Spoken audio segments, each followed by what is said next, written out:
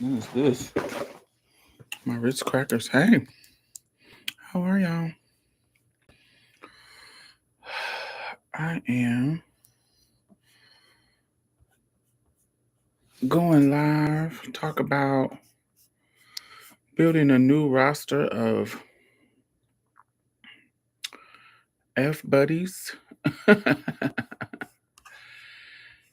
And yeah, it's got a couple of hours before I watch Handmaid's Tale because I usually watch it in the morning when it first loads on Hulu. Hey CL, how are you? Hey Brandon. Hey Raven.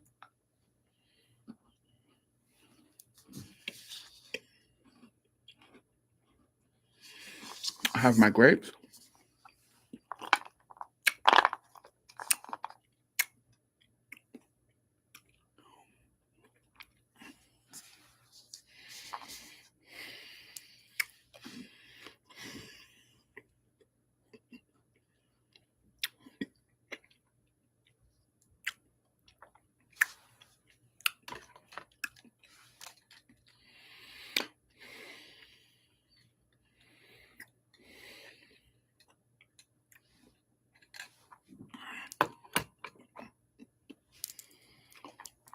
How y'all? How was y'all Monday? Hey Miss Polk, how are you?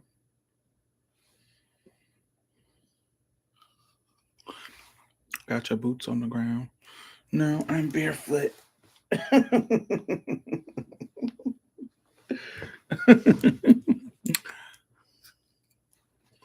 I'm usually always barefoot. But my feet is always clean.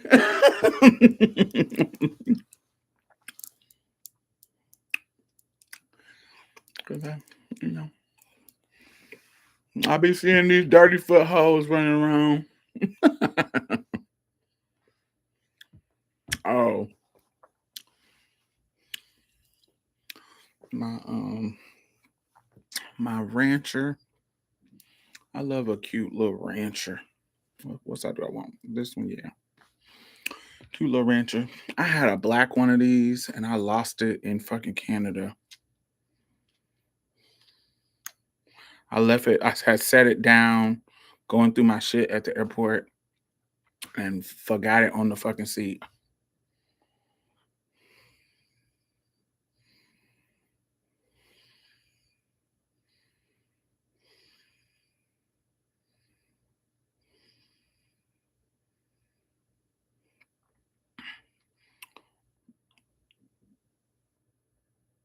We love an ally. Mm-mm.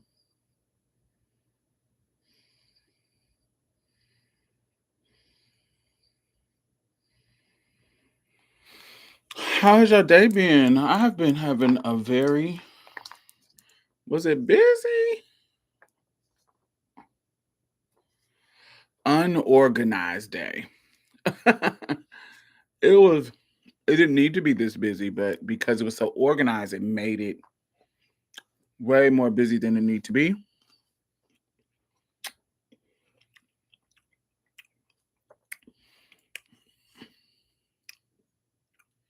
I gotta rewatch the first 3 episodes. Yeah.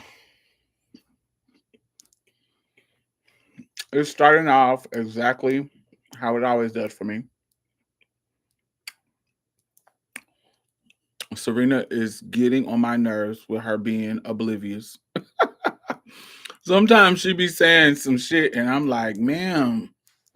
But it's so on character for conservative women. So I have to just kind of be like, oh, this is on brand.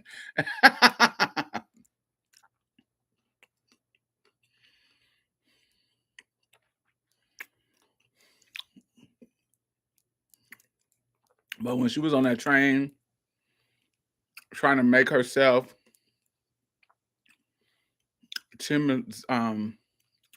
like relate to June was like, girl, we are not the same. And I was like, do you have no like what Commander Lawrence said to her last season? Like, you have no sense of irony in this situation? And Serena was like, I don't give a fuck. But that was it. It was like you just don't have any sense of that. Hey, Diamond, help! I need tips on roster. It's trash. Shit, I don't know. My roster trash now too. Not trash, but I'm just bored with it.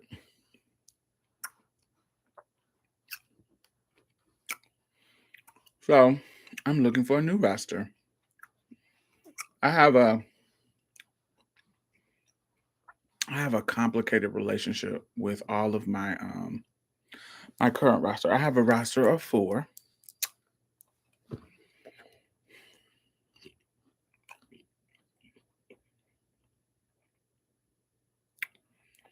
And let's talk about the first one. The oldest one and the longest one. His name is Ken. He's about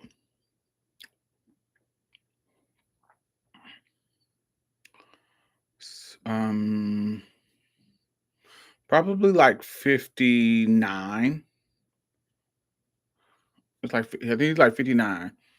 No older than 60, but no younger than 58. So I think either he turned 60 this year or he's 59. And I started talking to Ken. I met Ken on Eros. Eros is an escort site. If you back in the day, does Eros still pop? The Eros pussy still pop?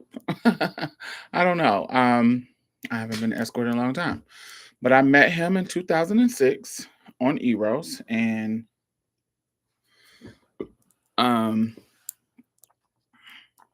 anybody who knows Eros is where the big coins was. And so he was my client. I always had my full rate, no questions asked. It didn't, excuse me, it didn't annoy me, but what might annoy another escort,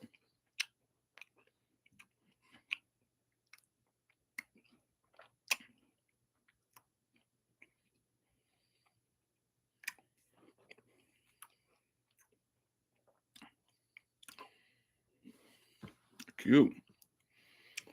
Um,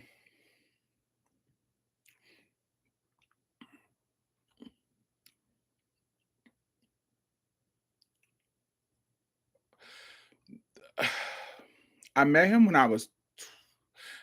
like right before I moved to Houston, like maybe like a year, maybe like a year before I moved to Houston. So I was probably like 20, I think I was like 25. I was like 25. And so he's been my client since I was 25 and I'm 44 now. So that gives you a idea. We've been talking to each other for about 20 years. Oh, how time goes by fast. So he met me when I was 25, pre-YouTube, on the escort site. So what would be annoying to other escorts that might be annoying, that wasn't annoying to me, is he's the type of client who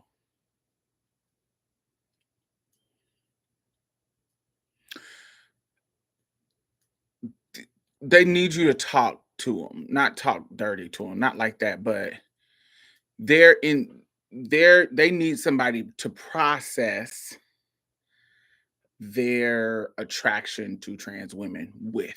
They don't have anybody in their lives that they can process the experience with. And sometimes escorts can be kind of short or don't have the patience for this type of client. as a, somebody who has, um, I'm always, I think I'm a therapist.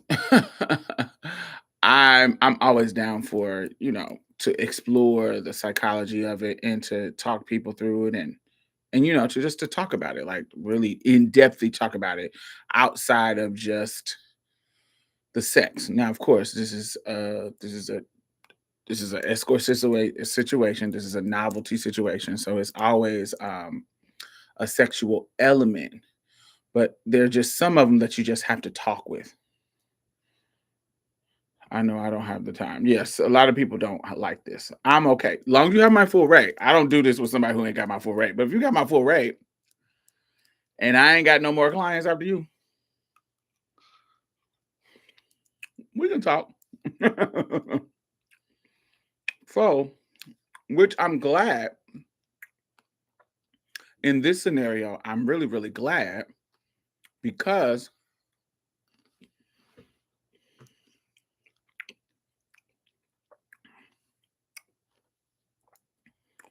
it has made me a lot of money off him. Like I said, we've been talking for 20 years and it's been a business at the bottom of it. It's been a business transaction. So I've made a lot of money. He's always come in clutch, even giving me money and I ain't even done nothing for it. So I'm glad that I did because it worked out. So the first time we hook up, he comes, he sees me. He was like, "Yo, I have your rate, but I want to talk. I want to talk about some shit." Oh, great. Okay, cool. So when he comes in, we just have this actually a really, really good conversation about his history with trans women. He had never been with one, but his history of how to spark it, like how it sparked for him.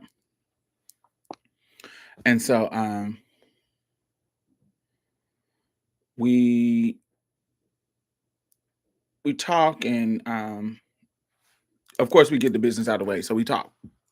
So the first time he comes see me, we actually do not have any actual like sexual stuff. So, but he does spend the whole hour with me. He gives me my full rate, and we good. Like we talk and we talk about da da da da.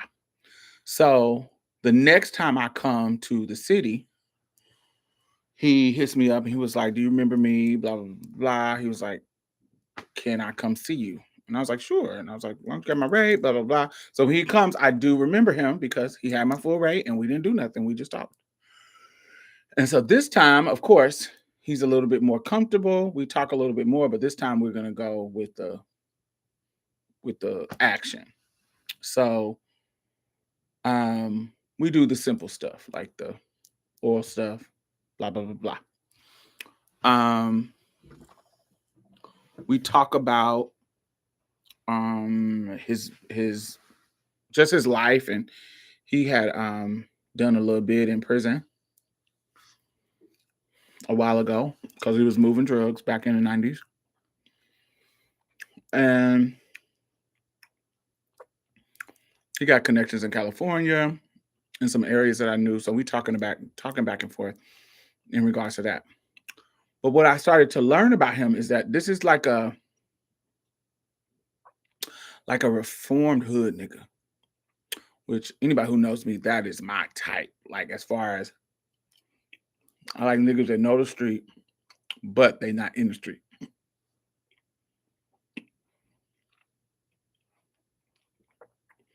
So,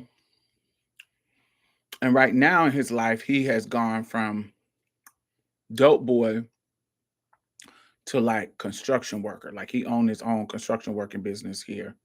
And he can do anything they got to do with a house. He can do the plumbing, he can build the house, he can do anything that to do with that. Like that's his trade, building houses. And so he got a team of like Mexicans, immigrant Mexicans, and just a whole team that just doing work out here and making really, really good money. And so that's how he makes his money back. Yeah, I'm like, oh, okay, well, you really out here trying to make a good life for yourself.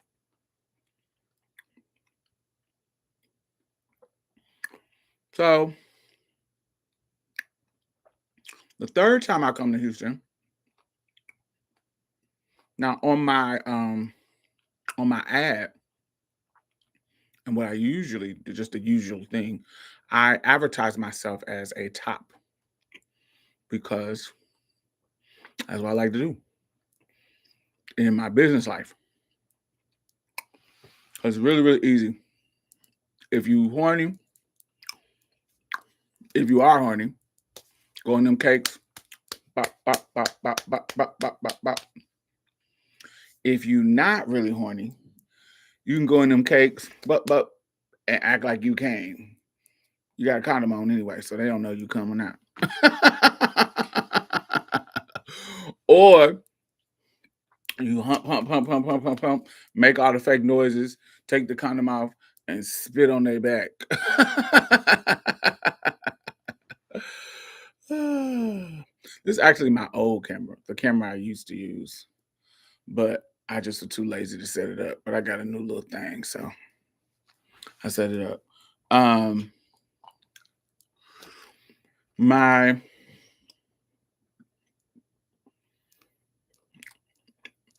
so it's easy. Like if I'm horny, I can get my nut off. If I'm not, I can get it off and just trick them. So it's easy. Plus, I ain't gotta be douching and have niggas running up in and out of my cakes.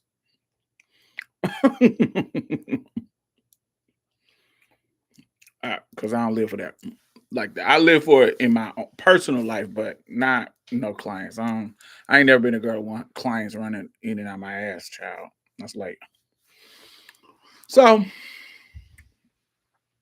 but him, because we had these good moments, that first time where we didn't fuck around, that second time where we did mess around doing the oral thing, um, and then the next time, I'm feeling him because how he vibing, the dick is right, everything is right. So I'm like, oh, well, he has my full rate.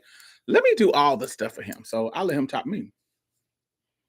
So we having a great time. Unfortunately, it wasn't a good session because he came really, really quick. So, but it don't matter. I got my full rate. He cool. So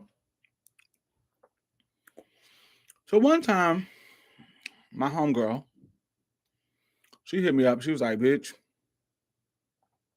you need to go to Denver because Denver, I made so much money.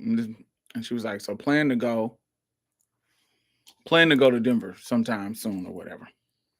Sometimes. And I was like, but bitch, if you just made so much money, you done clean the house out. So I'll wait.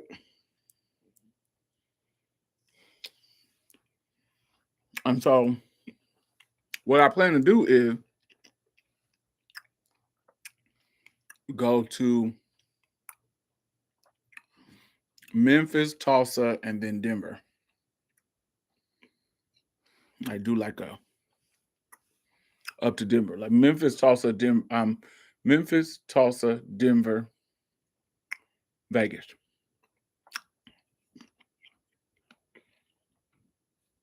So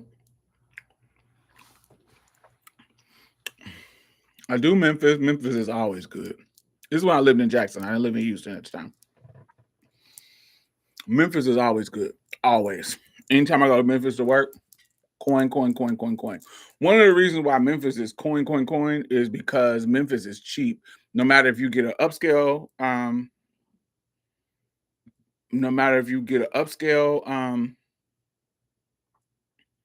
hotel or a lower scale hotel, it's gonna be the same. It's gonna be cheap, and yeah.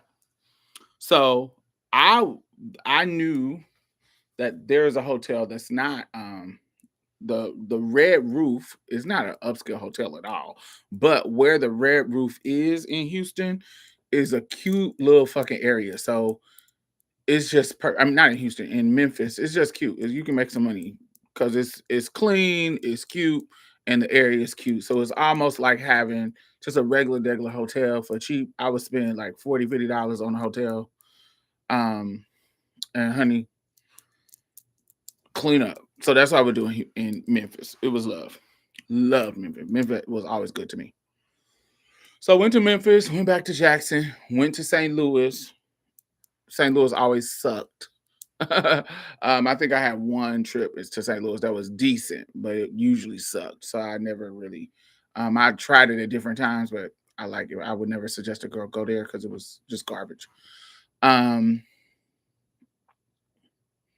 So then I planned Denver. So what I did with Denver, so sometimes you put your ad up early just to have it up before you actually come. And well, I never considered Oklahoma then. Yeah, Oklahoma's fire. You gotta understand, most motherfuckers is not considering going to these small towns. So if you're a bad bitch and you come in, you the big fish in the pond. So you're gonna clean it out. Especially in southern places, small southern places, and small southern or Midwest places with a high black population, like Indianapolis, Cincinnati, Memphis. If you're a black girl, you can make some money because, especially if you're a bad bitch, because ain't gonna be no bitches there like you, because they thinking like you, like, oh, I never considered going there. Baton Rouge, Louisiana gagged me like that. It was so cute. Yeah, Baton Rouge, them small little medium cities. They cities, but they medium. You can make some coins. Now you gotta watch police because they so small. They be trying to sting the girl, so you gotta watch the police though. Well, I don't know. I ain't been a hoe in fucking 15 years. So I don't know. I don't know what's going now, but what was going on when I was in it? That was the thing because they're a small town, the damn police people ain't got shit else to do. Unlike like the bigger cities, they be busy. They don't be fucking with y'all. Fucking with the hoes. But small town places, they'll be fucking with the hoes just because. Anyway, I put my ad up in Denver to see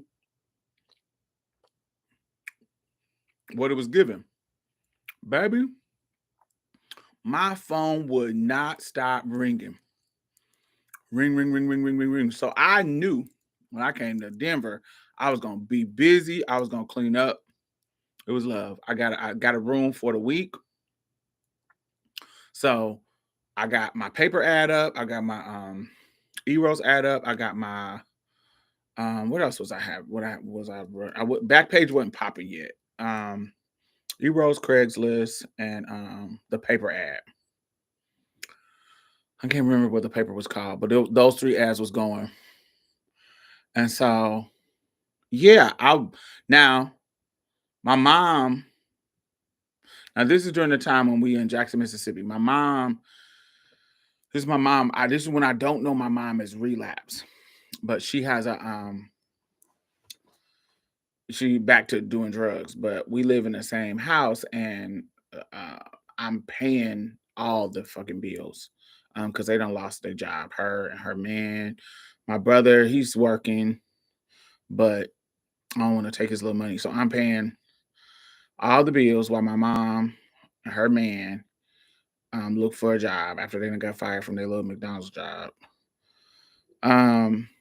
So this particular thing, I'm actually being kind of irresponsible because I done spent all my money on the bills, but so what I'm gonna do because I'm getting so much response in Denver and my homegirl done told me that it's about to hit. I basically buy a one-way ticket, spend my last to get a one-way ticket. Hey, Rand, spend my last to get a one-way ticket to Denver, make some money, and I'll just buy my ticket on back. I've done that before. But this particular time, I'm kind of taking a risk because I actually don't got no money. All I got is the one-way ticket there, and already done prepaid everything. So I'm really out here in the hopes to get some money.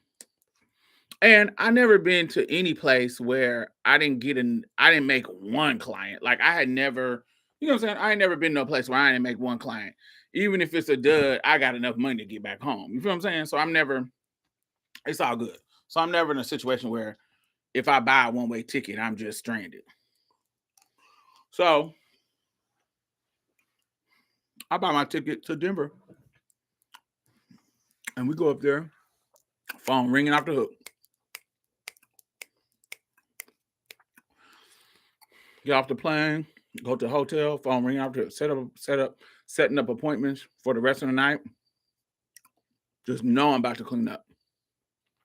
Baby, do you know I was there for 3 days and no client came?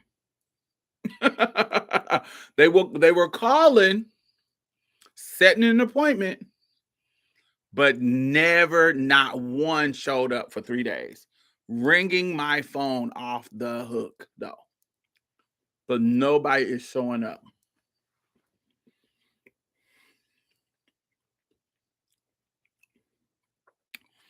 So I'm like, okay.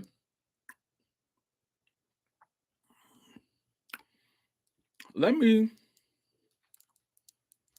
switch my shit up. So I post 3 ads. Two ads. I got my fish ad. I got my another training ad, white girl training. I got 3 ads. I got my ad, that's my real pictures. I got my white girl training ad, my Asian training ad, and fish pictures, but I'm saying she tranny. Fish pictures. So I got 3 ads going. Cause you're gonna show up for somebody. Cause I don't know if you not. I'm out west in the desert, so in the mountains. So I'm like, are y'all not liking my look?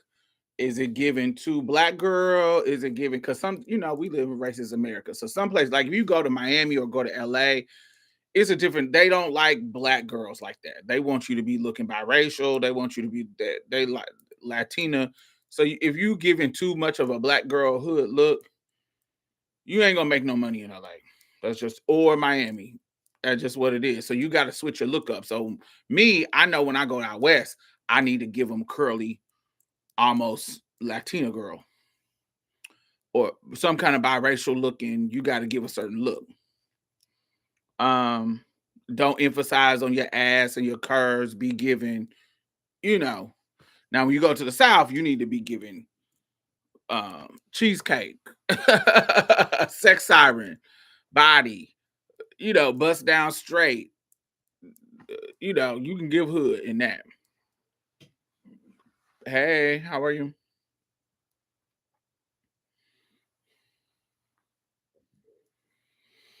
Yeah, that's just what it is. Honey, put multiple ads up. Honey, they come. And long as you looking like a bad bitch, they gonna come. They gonna spend money. You just gotta come to the door looking like a bad bitch. Oh, baby, she went to the she went to the store. Come on in, baby. She on her way back. Come on in, baby. Wait for her. She's on her way back. Have a seat. Have a seat. Have a seat.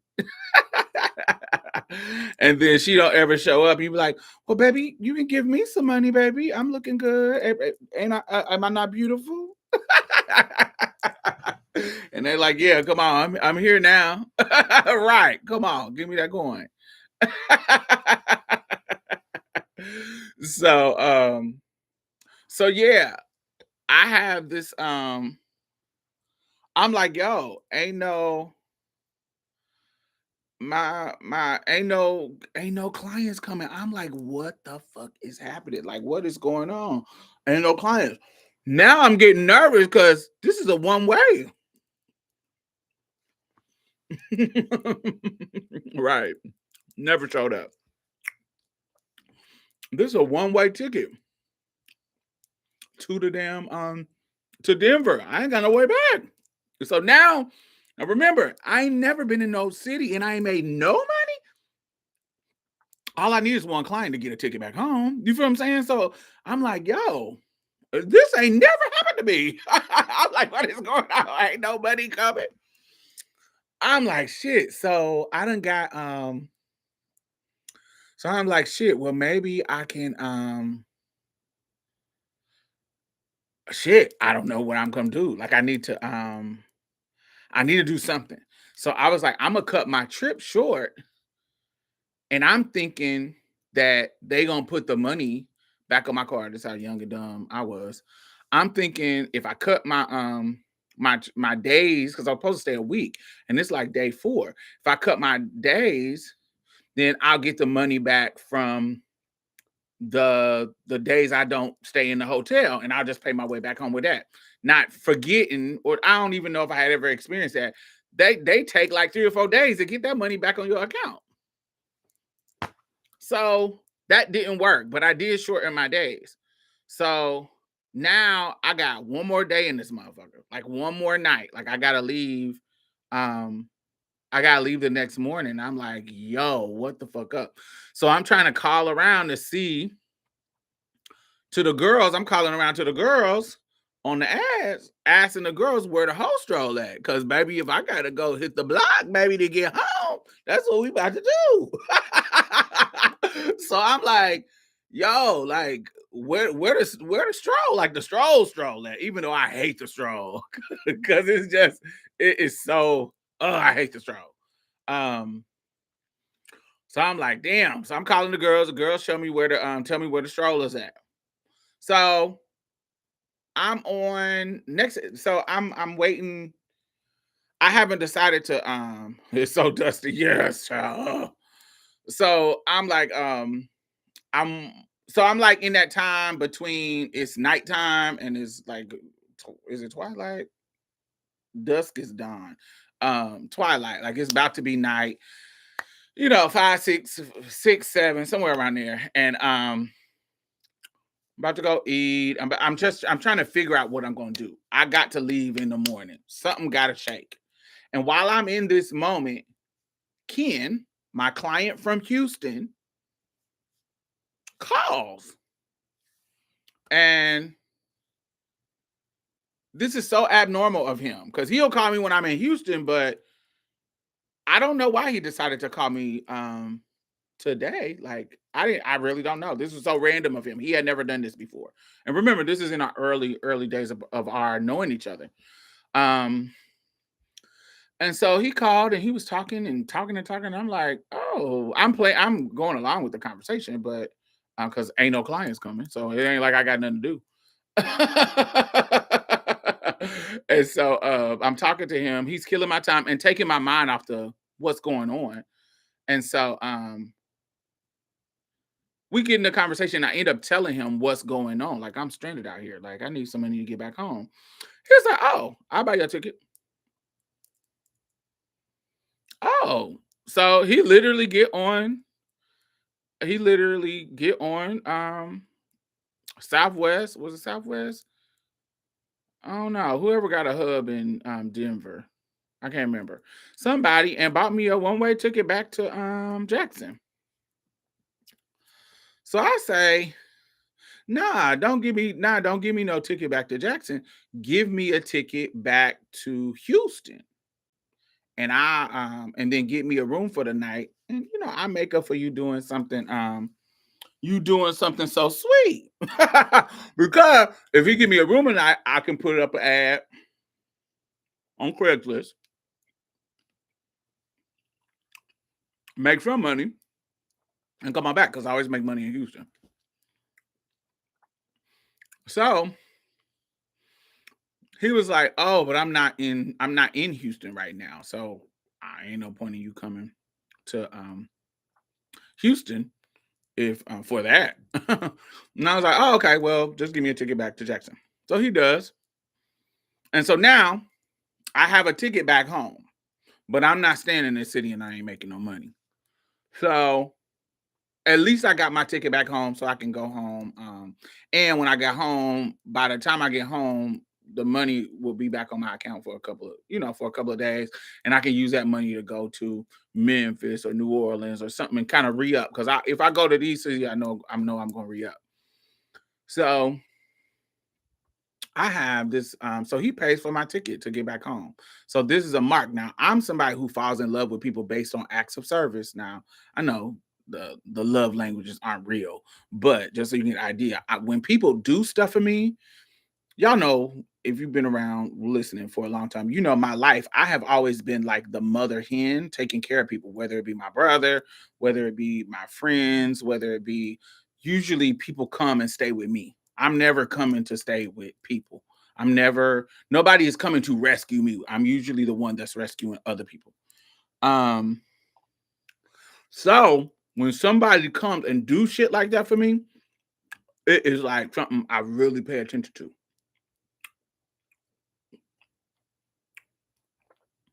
So when he does it, it takes my like of him up a lot. Thanks, Maddie. It takes my like up of him a lot. So that night, it was funny. That night, let me say how I did. I did end up having one client. Let me tell you how I hustled it. I never been back to Denver, so I always remember my Denver story. So this dude calls my phone. Now, mind you, I've been there for 4 days at this point, and I ain't nobody called, ain't nobody came. So I'm already over it. I think everybody bullshitting. So, but I'm taking this call. So he says, "Hey, I'm here. I'm in town visiting, and I'm kind of far out, but I would love to." He was like, "I'm not staying downtown. I'm staying in a certain." He said this Quebec area, and he says, "Can you come see me? And can you come see me? Can you come to me? Can you do an out call?" I usually don't do out calls. I only do in calls where they come to me to my hotel, da da da da. And he was like, "But I got about $1,000 for you if you do an out call to come see me." And I was like, "I don't know, sweetie. Where Send me your address so I know where you at." And so he sends me the address. Why his hotel is right across the street from mine. I said, "Oh, baby, that's kind of far. I'm gonna need some extra money, baby. That's kind of far." As you can see, my ad, I don't do no alcohols, but if I do an alcohol, I ain't got no clients, but you're gonna have to give me some extra money, baby. And he was like, "How much?" I was like, "A cute little 1,500." You thought it was a setup? No, I didn't think it was a setup. It wasn't. It wasn't a setup. I could kind of tell setups based on. First of all, setups is not going to be in a high-end hotel. They don't allow police to go to high-end hotels and do setups. That's a brand thing. So this is a high-end hotel. Um, and usually when cops do stings, they doing stings at cheap hotels because they ain't got to worry about brand. So they gonna do it at a Days Inn, a Red Roof, or something cheap. They ain't gonna do it at some high-end hotel. They don't allow you to. They don't allow the cops to sting in the hotels. So, so I tell him to give me it's gonna have to be about 1,500, and he's gonna have to give me about 30 minutes to come, and he can send me he can what did he do to he needed to for me to go along with it, he needed to send me $100 for my taxi on Night Flirt. So if y'all know Night Flirt used to have ways that your clients, your phone sex clients, could give you tribute. So here, pay for my package, and you know, Night Flirt with you can give them a tribute package where they pay for blah blah blah. And so he paid for my tribute package, which was like a deposit. Um, and so I act like I was far away, but I put my little cute stuff in my little suitcase and walked right over to his hotel because it's literally across the street. And went in there. He had my full rate. We had our session. Honey, the session last 20 minutes. It wasn't even that long.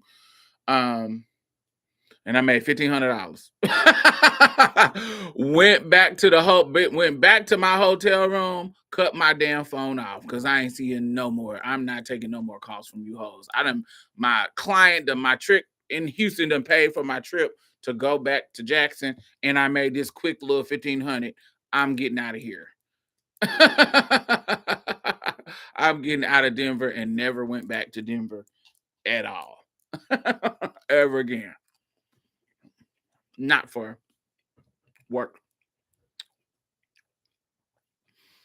So I go back to Jackson. And anytime I come to Houston to work, he comes, sees me. We have a good ass time. It starts to be more, do you accept money before or after? You never accept money after. You get your money up front. Never, ever, ever accept money after. You get your money up front.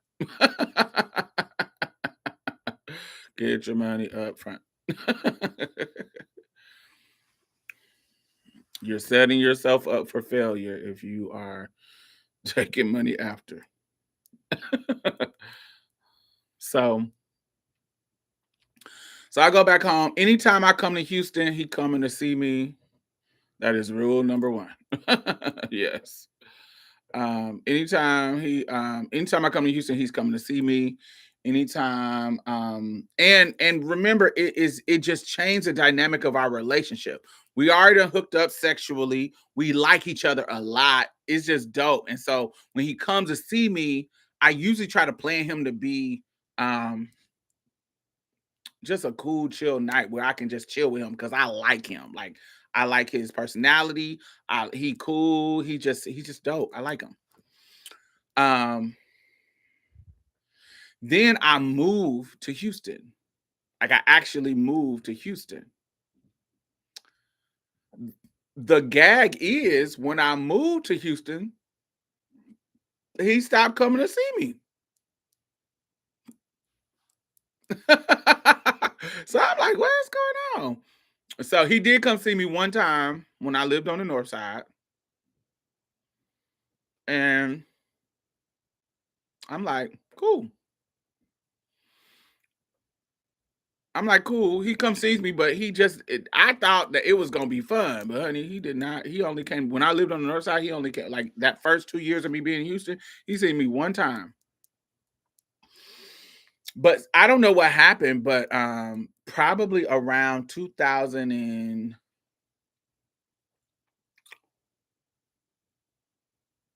when did he start coming to see me? Probably 2011. So I came in 2007. He probably came to see me like in 09 after I had been here for like 2 years. And then when I moved to the Southwest, which is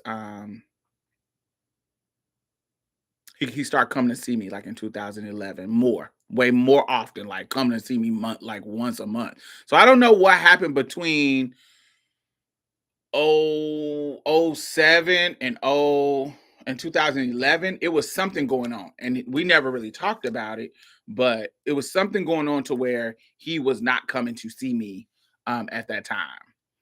And so yeah, that was quite interesting. So but in 2011 he started coming to see me all the time, and he started to we're doing stuff like going out to eat, doing stuff. It ain't just wham bam, thank you, ma'am. Not that it was ever that, but you at first he was just coming to my room and we talking and doing the do. But now we going out to places. Like if I come from a city, and mind you, I'm not an escort no more in the sense of advertising no more. So I don't have no ads up. I stopped putting ads up in 09. So he only know me because my number. So he can call my number anytime he want. So I'm seeing way less clients because I'm not doing escort no more. But the only two clients that I'm actually seeing, three clients that I'm actually seeing, they are my regulars. I have a Asian little regular, because if y'all don't know, there's tons of Vietnamese people in Houston. It's like one of the largest minorities. The largest Vietnamese population in the United States. So I have a little Vietnamese client. Then him, Ken, and then I have another young dude that's my age. The Vietnamese dude and Ken are older. But the young dude, we ain't young no more, but when we met, we both was young. I met him in 2010, and his name is JT. I'll tell y'all about JT later. But okay, Ken. So Ken just started doing just more shit. I think I told y'all a story about him helping me get my furniture, just randomly doing. And one time, like my birthday in 2012, nigga, he knew I was going to Jamaica for my birthday, and he just came over and dropped a stack on me. Just came to the door. He said, "Where you at?" I thought I'm going on a trip, so I need a little money for my little trip. So I'm thinking I'm gonna have to, you know, suck his dick or something real quick to get this money up out of him. But nah, it wasn't that. He came to the door, didn't even come in. He was like, "Hey, happy birthday," and gave me like a stack. And I was like, he was like, "Enjoy your birthday while you in Jamaica." I was like, "Oh, thank you." Now I really want to suck your dick. Now I really want to do something nasty to you. And so he gave me the money. Then there was this I don't know, it's going now. It's happening now. Um m- but back then it was happening at Macy's then. Macy's was going out of business downtown, and they were selling their furniture fixtures at the store.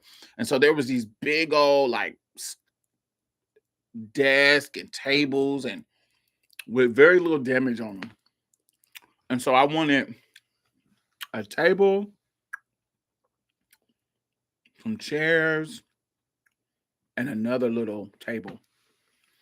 But, you know, I didn't have no pickup truck for that shit. And this is before, Uber got popping. This is before any of that. So I'm like, God, I need somebody with a pickup truck. And I ain't got no family in Houston. So it was like, damn, what's going on? Randomly, he calls me again. He calls me and I tell him what's going on. And he was like, "Oh, I got a truck. Let me where is it at? Send me the address and let me go. I'll come get it for you." I was like, "Oh." So I'm down there waiting for him to come. Not for sure if he's gonna come, but he ends up showing up. And he done brought two of his nephews to carry the fucking to carry the furniture um the fucking on the pickup truck and bring the furniture into my house and put it where it need to be put. I was like, "Oh, yes." So this is the shit that he was doing with me, and it just made me like, this is the shit that I fall in love with niggas for. But you don't fall in love with tricks. That's rule number 2. You don't fall in love with tricks. You get your money first, rule number 1, and you don't fall in love with tricks. No, that's rule number 3. Rule number 2 is use protection, child. Don't be letting the tricks raw dog you. They nasty.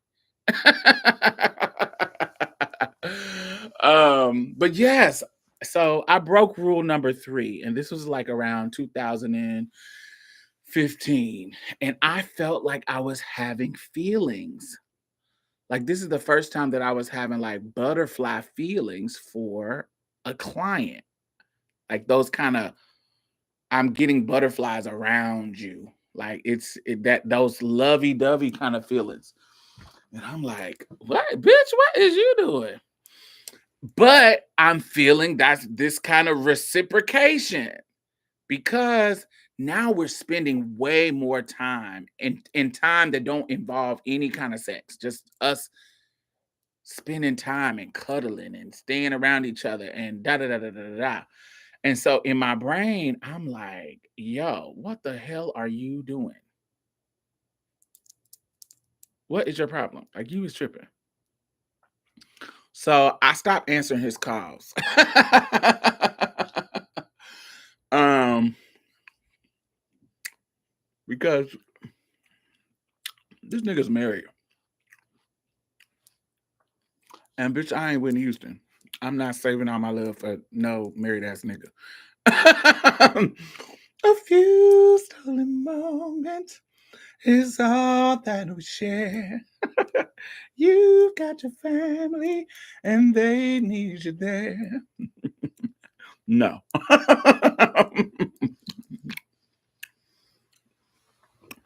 So I stopped answering his calls. And yeah, it was really weird. So from 2015 to 2017, I wasn't answering his calls no more.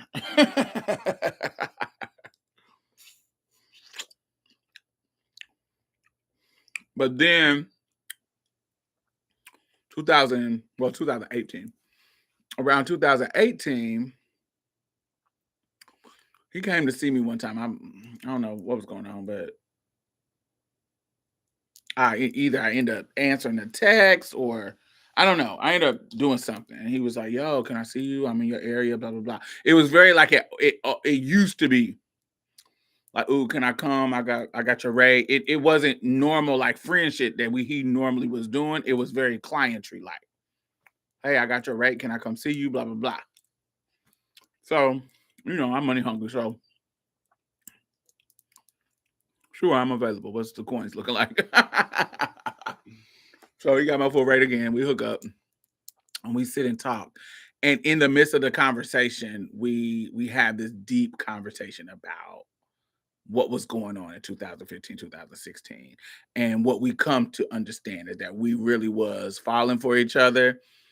But I knew it was some bullshit, and he knew it was some bullshit. Where it might have been real, feelings was there, but we knew it wasn't going nowhere. So what we playing with this for? Let's keep it cute. And so ever since then, we have been keeping it cute. So I've been seeing Ken forever. And he actually recently we had a weird ass moment too, because he actually had like a heart attack in 2000 and like 23, 21. And I hadn't heard from him, and I was texting him because I was needing some coins, honey, and he wasn't responding. So I'm like, what's going on?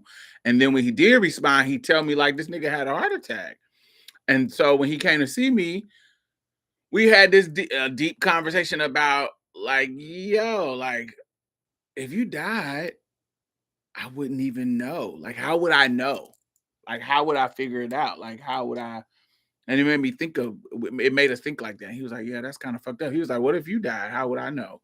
And so it was really strange that we were just kind of deeply thinking about that. So that's Ken. So that Ken is on my roster as a client. Cool as hell. If I want to hook up with somebody and they pay me, even if I hit him up, he gonna come with some money. So let's talk about the JT. So JT is my age, 2 years younger. He like 42. When I meet JT, JT is single. We meet in 2010. So I am 29. Yeah, 29. And he's like 27. So I meet Jay on MySpace.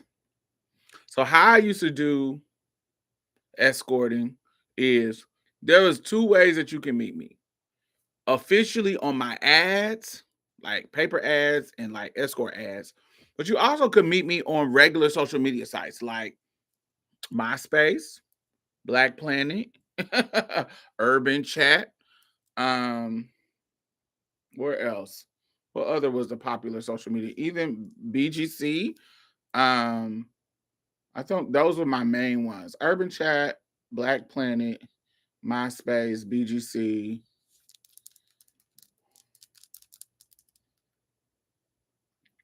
Facebook was just popping because Facebook had just turned to from being just college students to where anybody could be on it. Facebook used to be just college because my first Facebook page, I had to use my college email, even though I wasn't in college for a long time. I hadn't been in college for a long time at that point. But I was going back to school during this time. So anyway,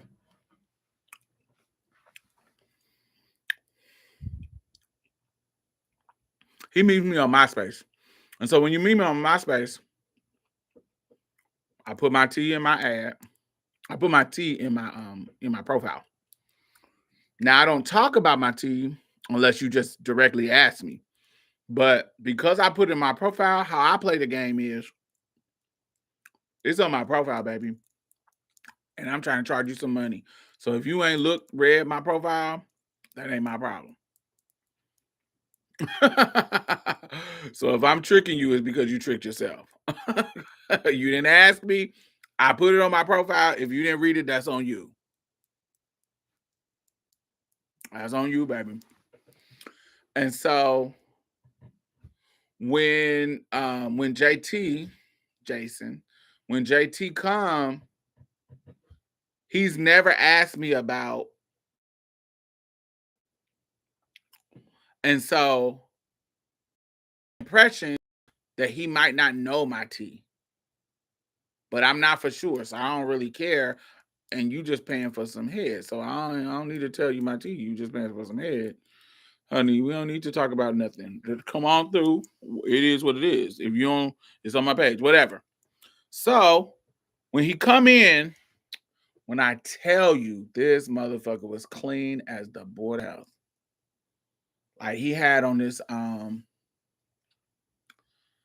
he had a little body. He like a thick little muscle body.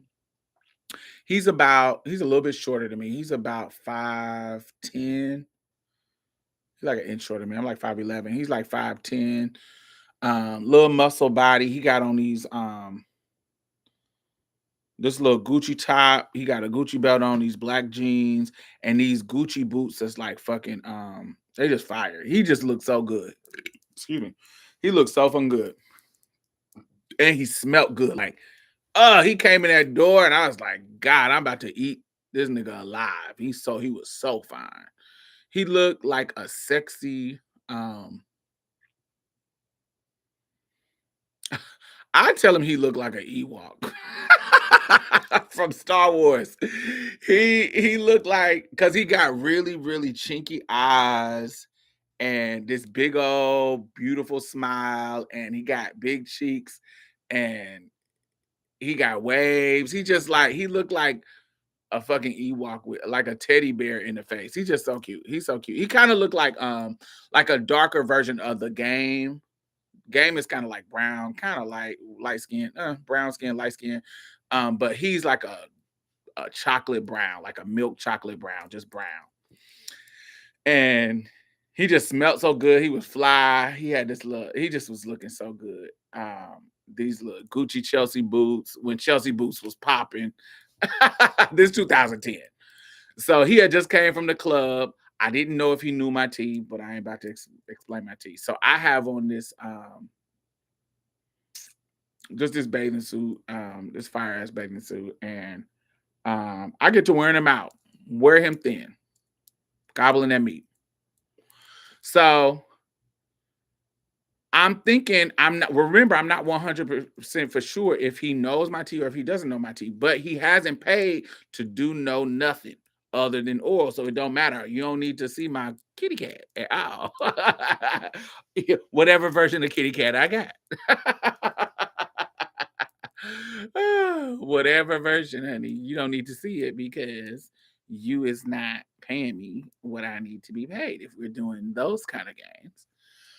And so he leaves and he hits me up and he gets to talking about he hits me up when he like gets back, because remember we meeting on MySpace, so it's not like a client where he knows what it is. It's kind of like whatever. It's a different kind of vibe with clients you meet on social sites.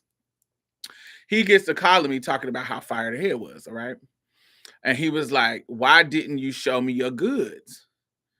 And I say, because you didn't pay for them. Mind you, he's saying it like I still don't know what goods he talking about. And I was like, because you didn't pay me for that. And he was like, shit, I still could have seen it. And I was like, seen what? And he was like, yeah, dick. I was like, oh, you know T. Cool. Cool. I was like, well, shit, you can come back through. And honey, you need some more money. Pay me some more money and we can do all you want, whatever, blah, blah, blah. So I seen him probably like 2 months later. He comes back and sees me, and he's the type of, I don't know if y'all had these types of dudes, but he's the type of dude that he don't want to do nothing to your piece. Eventually he will, but in the early onset of him exploring the trans thing, he just like the idea that your piece is there. Now, if you are a trans person, you or trans woman, I don't know about trans men, but trans woman, you run across different types of dudes on different, they own different shit. Like they some of them they interested in giving you head. Some of them is interested in just fucking you. Some of them is interested in doing both. Some of them are interested in you fucking them. It just ranges. It's not the same. Each dude that's into trans women is not the same type of dude. You're gonna run across all kinds of different types. You're gonna run across dudes who just want to give you head. They don't want to do nothing else. There's some that they want your piece to be there, but they don't want to engage with your piece. They want to see it, but they might want to, or they might want to touch it. They hitting you from the back and want to stroke you, or you laying on your back and while they fucking you and they want to stroke it. They want to see it, but they don't want to suck it or they don't want to hump on you. Now, while you are exploring these things with these guys, while you are exploring these things, that desire might change. So you might get the dude who want to touch it and then he want to suck it.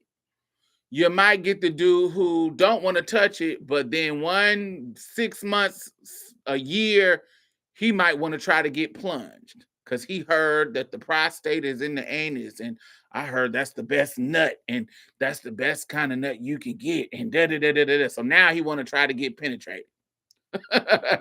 It's all kinds of reasons why they go where they go, but they all don't go to the same place.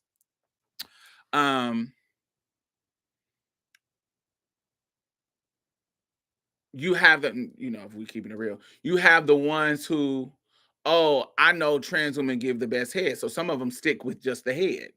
And some of them, they're scared because HIV. Well, I ain't gonna fuck because then I might be risking getting HIV, but I'll get my dick sucked because there's very low risk of HIV for getting the dick sucked. Do you see what I'm saying? And I'm keeping it real. This is something that niggas will say and talk about. I don't want to do the fucking, but I want to do this. And they'll make all these weird ass compromises. This is just how niggas be talking and thinking, and all of them be different. All of them, it's just what it is. And so Jason, JT, his growth, now mind you, I've been talking to him since 2010. His growth has been, I want to see it, I want to suck it. And this is over years. This is not like the next time I see you, I want to do this. This is over like multiple years of doing this one thing. I'm comfortable with you enough to ask you to do this. Year. I'm comfortable enough with you, ask you to do this. Year. That's how it went with him. It was 3 years of the same thing. Then we try something new. 3 years of that. Then we try something new. So that's how it's been going. And so the next time he saw me, it was, I want to touch your piece. It was, I want to touch it, stroke it. Of course, you're going to give me some head. Not him, but me give him some head. And so then maybe 5 years from the beginning, he want to try to suck it. Head garbage, don't know how so big. But over the next couple of years, he keep doing it and gets better and better and better. So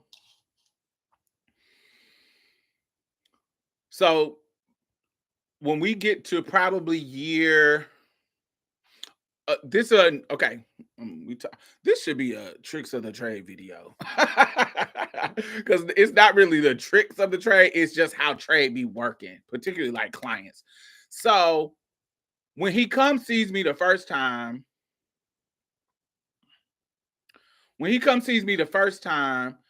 he wants to record it. No, the second time he wants to record it, and I'm like, oh, you're gonna have to give me extra money for that, and I need to record it with my phone and send it to you.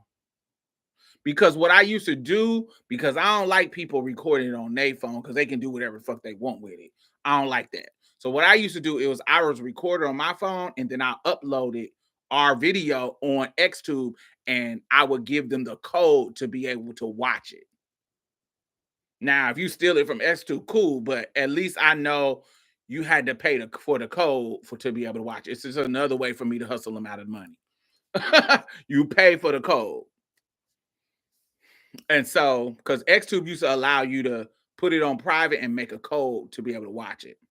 And so each dude that I would have them on, I would have a code for them, specifically for their videos that I do with them. And when I'm recording, I always make sure that the video that I have has their face in it. Because when you have a video with their face in it, they're not going to want to share it. Because what I didn't want is them to share it. If they did download it or whatever, I need their face in it too. So if you put it out there, baby, your mug is in it too. So I made sure it just was me being able to control whatever brand I would come to be. Because I never wanted to do porn, so I never wanted my shit to be out there. And those was the ways that I was trying to get people to I still wanted to get the money from recording, but without the risk of them just putting it out on the internet. I didn't like that. I didn't want that. So anyway, so he had my rate at first, that first like 3 times. And then the next time after those 3 times, he get to nickel and diamond. Trey get to doing this. Like Trey, not all of them. Some of them, they always got your rate. But some of them will get to nickel and diamond you. Oh, baby, I'm right by you, man. You can't take this $100. Oh, man, all I got is $150. Man, all I got is this. All I got is that. And I'm like, no, you know what my rate is. But if I like the dude, I'm still getting my rate, but I will play with a conversation with them. Like I would do certain things. So with JT, this is what I did. I was like, yo, I'm not hooking up. If you gotta if I he was like, so they'll try to play you with like, oh, why can't I just take you out? Because they think if they take you out, they can influence you to, be cheap for them. But baby, you can't influence me to do nothing. But I'm gonna get a free meal anytime it's offered. So he takes me out to breakfast. And so we go out to eat. Then he drives me back to my apartment. And so, he gonna try to finesse you into hooking up with him. But in my brain, I'm like, baby, I'm a sex worker. I finesse niggas. You can't finesse me. I finesse niggas. Like, I don't know why you think you can finesse me. And so I take my hand, wet up my thumb like that, and I pull his dick out of his pants, and I take his pre-cum because he horny. Ooh, Thumbs up if you're watching and enjoying the conversation. And I take my thumb and his pre-cum and I'm rubbing it across his head because he's so horny that he's pre-cumming. And I rub it across his head. And then I take my hand off of it. Bacon and eggs. No. I'm a Belgian waffle. And sausage patty and over easy eggs kind of girl. Over medium. um and so he is, baby, when I do that to him, the way I like do this to him, do this little thing to him, and his shit is brick hard, just turned on. And as soon as I see that he's getting brick hard and just loving it, I stop and get out the car and go into my apartment. So I would play with niggas who ain't got no money. We can play like that. When you got some money, we can hit it. I done got my free meal. I gave you a little cute little sensual hand job. I'm out of here. And so he texted me on the phone, texting. Why would you do me like that? Oh my God, that was so sexy and blah, blah, blah, blah, blah, blah, blah, blah, blah. So a week later, he got my full rate. He comes see me. We get our session in. So that's kind of how JT started to be. He started to be, you have to give JT conversation to turn him on and entice him to spend his money. He gotta, it's just how his brain works. You gotta, if you don't give him that energy, he ain't gonna think about it. So you got to give him that kind of energy. So that's how he has always been. And so he gonna ask you questions about your clients. Jason's gonna ask you questions about your clients, because JT's fetish, wow. His fetish, really, what he really likes to see is you do other niggas. That is what he really likes to see. So he has been trying to convince me to do a oral sex OnlyFans for so many years. And I'm like, baby, I do not want to do OnlyFans. I do not want to be on videotape. I have a classier brand. Now, I am not a sex worker, baby.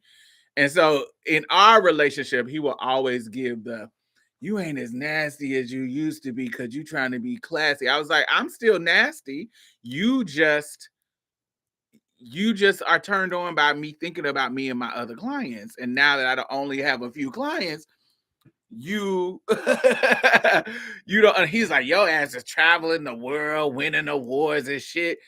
You ain't no nasty freak hoe like you used to be. He would give all of that.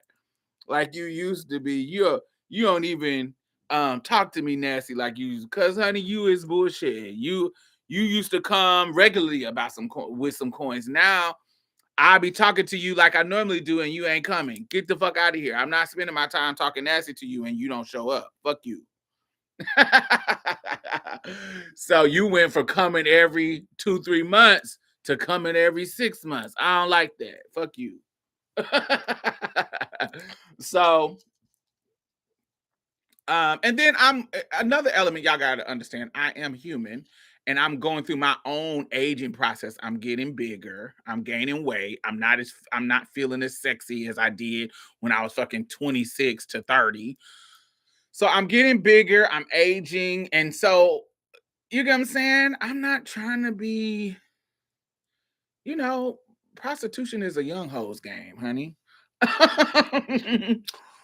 When you're young, niggas is chasing you. When you older and bigger, if that's your brand, yeah, that wasn't my brand. So it didn't feel, I didn't feel as confident as I did when I was younger. And so it was just this kind of thing as you get older as a woman that I was going through. I wasn't escort no more, so I needed more of I don't know. I can't really explain it. Just I wasn't confident. I was bigger than what I used to be. I wasn't confident, and honey, I'm not trying to be no escort no more. That's what it was. So,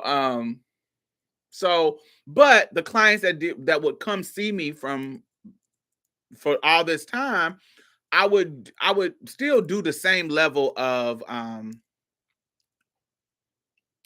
attention to detail. So when I fuck with my clients, I am always going to be dressed sexy in something sexy. I'm not gonna throw on anything. It's gonna be my hair is gonna be done, my nails is gonna be done. I'm gonna have on, I call it the uniform. I'm gonna have on something sexy, something intentionally sexy. I'm giving you Drew Barrymore in Batman Returns or whatever, not Batman Returns. Which one was Drew Barrymore in with Arnold Schwarzenegger? That's the look I love that look. It's like old school boudoir look. Let me search a picture. Drew Barrymore in Batman. Drew Barrymore plays Sugar in Batman Forever. Yeah, Sugar.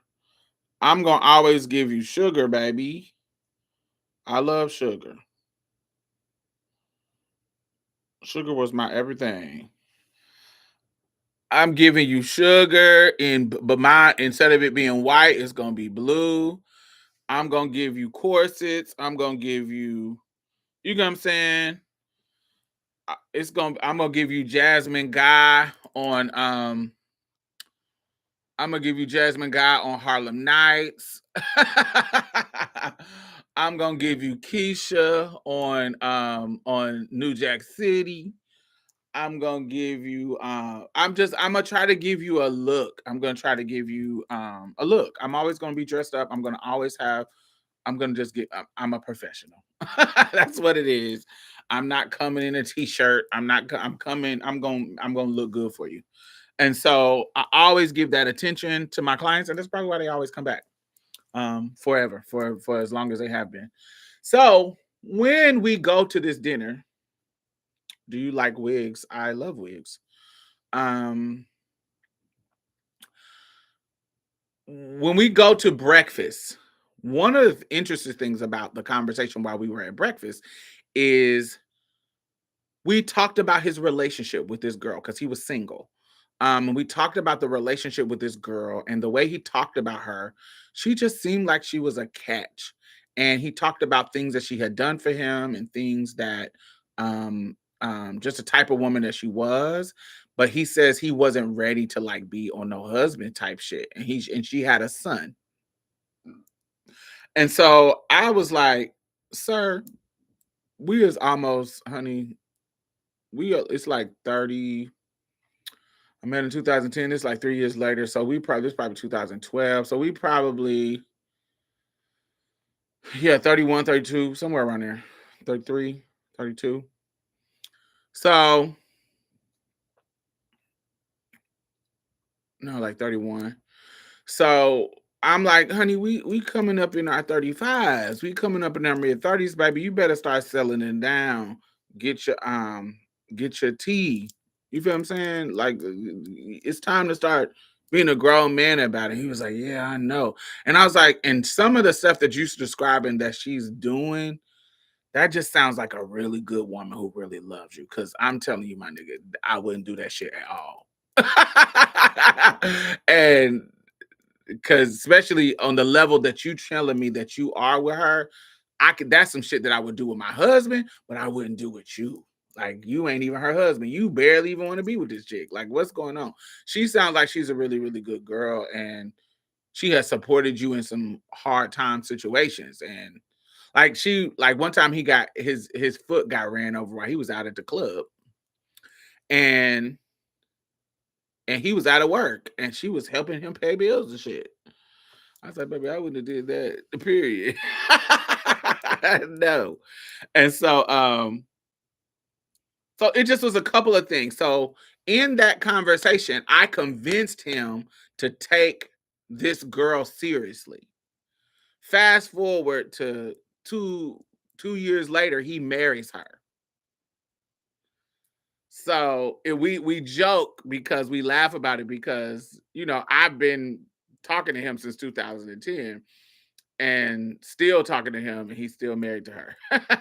I'm the one who convinced him to marry her. So we have this little inside joke with our relationship. But what his tea is he wants to see me do other men.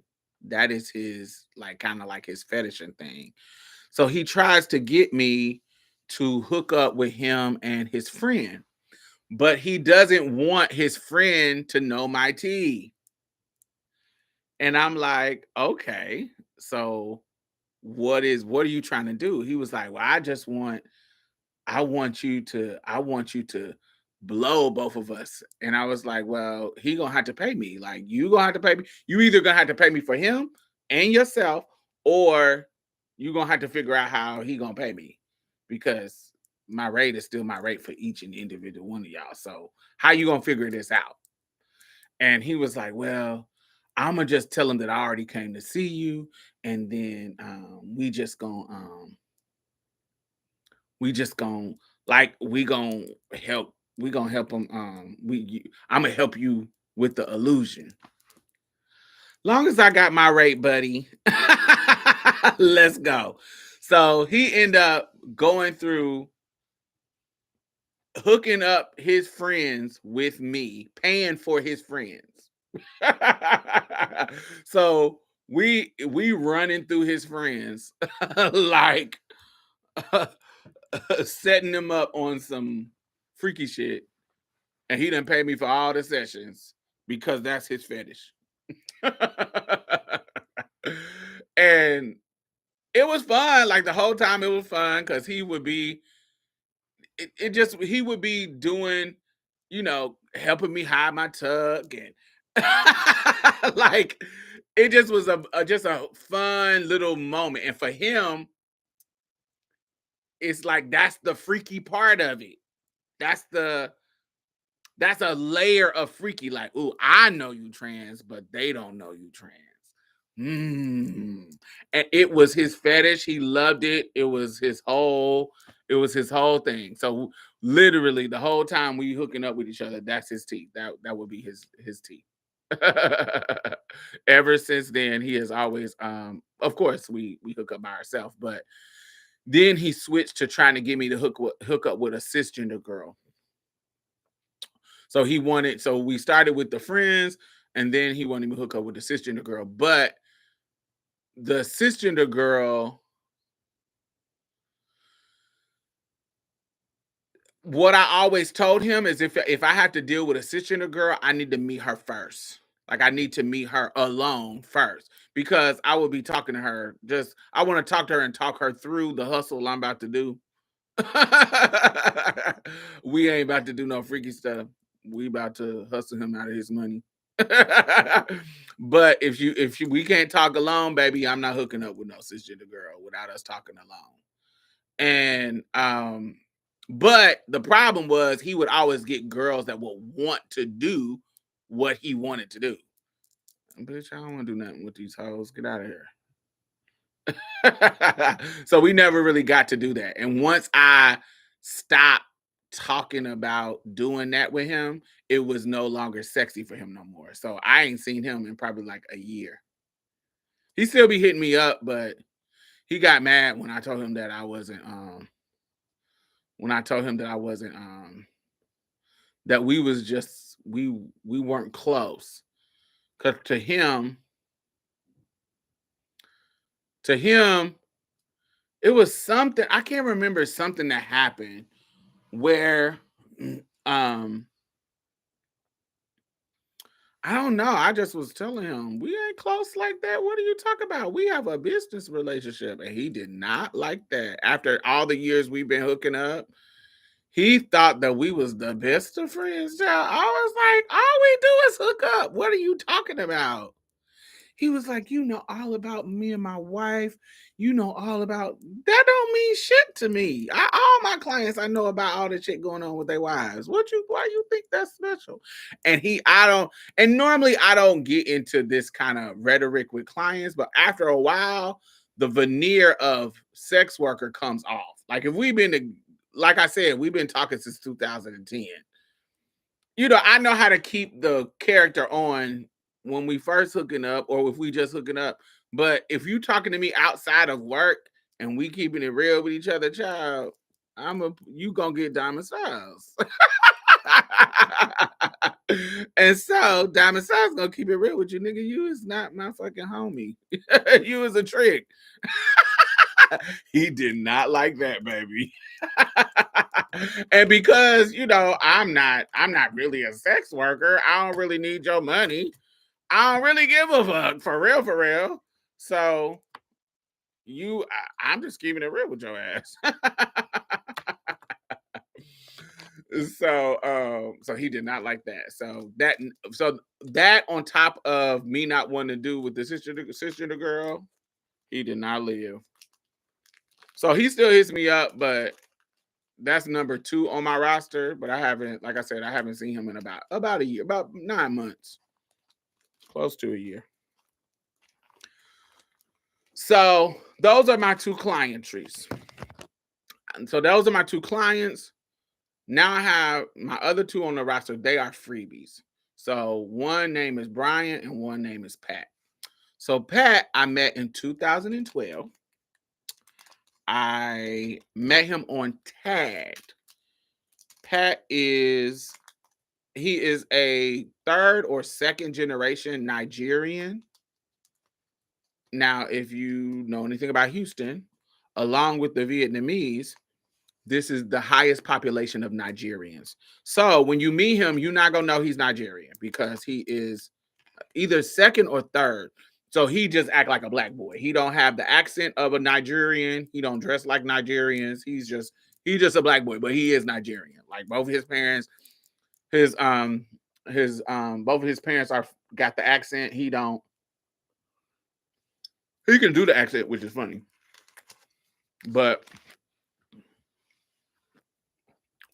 if you met him, you just think he's a regular black boy. Because he ain't never seen the motherland in his life. So when I meet him, woo, he looked like he just got out of prison, even though he didn't. But you know how the niggas, when them niggas that's like all tatted up, their whole body is tatted, and they swole. That's what he looked like. He like, we the same height. He 5'11". He just got a body. He like this another milk chocolatey dude. But he looked darker than what he is because his body is all tatted up. Hey, Java. Hey, Magic. Hey, Ann. Who haven't I said hey to? Hey, 7 Ways. And V Goddess. So he looks darker than what he is, but not because of his color, it's because of the tats. So he looks, when you take his clothes off, he actually looks dark skinned, but he's not. It's just a bunch of tats. Well, he's dark skinned, but he's just not as dark as he looks. I live. So he got waves, got some pretty ass lips. He just looked like a nigga that just got out of prison, but he didn't.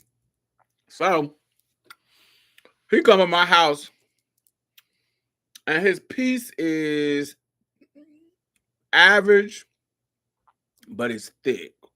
So it's husband dick. Like it's the kind of dick that, it's average, but you can take it anytime you want.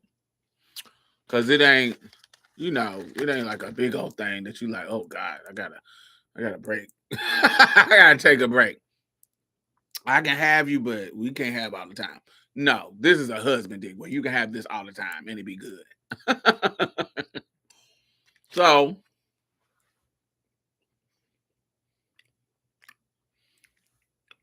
the first time we hook up is love. We just do the oral stuff. The second time we hook up, I take him to the back room and we do everything. And it's some love making. It's like some, yes. It's like, oh, this some, sometimes you get the dude that's like the wham bam, thank you, ma'am, that don't really have no kind of sex game. It's like just in and out, in and out. But then you get the dudes who know how to do shit, that know how to, they rhythm is right, they stroke game is right. It's just perfect. So he one of them. Hate when I catch one of them. I don't hate it, but I hate it. Because when I catch one of them, it's like, ooh, that's an easy way to pull my heartstring. I'm like, ooh, I like this. So we hook up, and because it was so good, I ain't fucking him no more. No. I'm like, no, I gotta keep it PG with you. So it gets to a point where he asking, like, why we don't do everything? I say, nigga, cause we ain't in no relationship. That was fun for I wanted to see what it was giving. We cool. We don't need to do that no more. We good. And so we just be doing oral sex.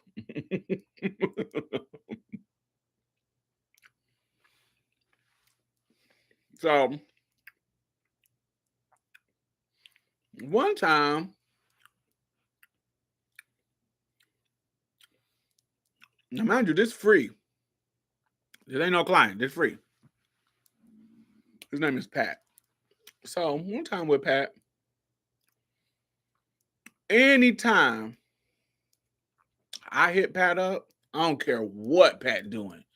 He's stopping it and he coming to see me. Or he's gonna tell me, oh, I get out of this, whatever I'm doing at this time, I'm coming right after. So anytime I text him, he coming or figuring something out. He gonna say something. Ooh, I'm at work. I get off at I come right when I get off work. Anytime he wanna come. Anytime I want him to come, he coming. So we just had this relationship that we make it happen. He would come to my job before I open my store and give me head in the office at my store. We did that a lot. It just when I it, we just he was just on it. Like he made you feel like you are the priority. and and it just was love. Our relationship was really, really good. It just was good. So one time we hooking up and I'm wearing that dick out. I'm gobbling it. It's just we just wearing it. I'm wearing it out. And I look up at him. I'm like, "You like that?" And he was like, "Hell yeah!" And da da da da. And then out of his mouth, he said, "Man, I love you."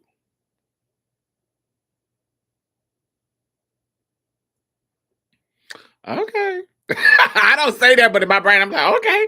So we finished the session, and so when he leave out the house, I text him. I was like, "Oh, so you love me, huh?"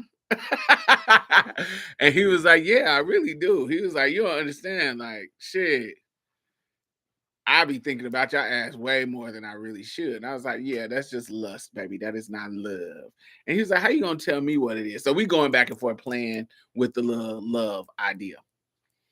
And so once we start this little love idea, he gets to saying,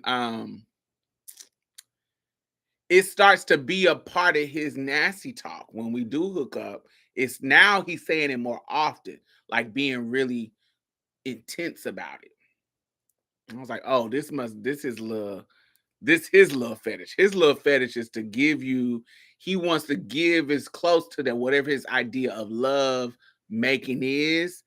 His fetish is to get to that, because when you give him all that love, that movie star, movie making, love making, Jason's lyric, um Set It Off, Hostilla Got Her Groove Back, that kind of love, real tight love, massaging, kissing, that when you give him that, baby, he gets ready to explode and emotional, and just that's him. Like, he like it. That's a part of his fetish. That is his tea. He wanted, even though he know this ain't no love making, he wanted to be honey. He wanted to be love making. So that's his fetish, even though it's not.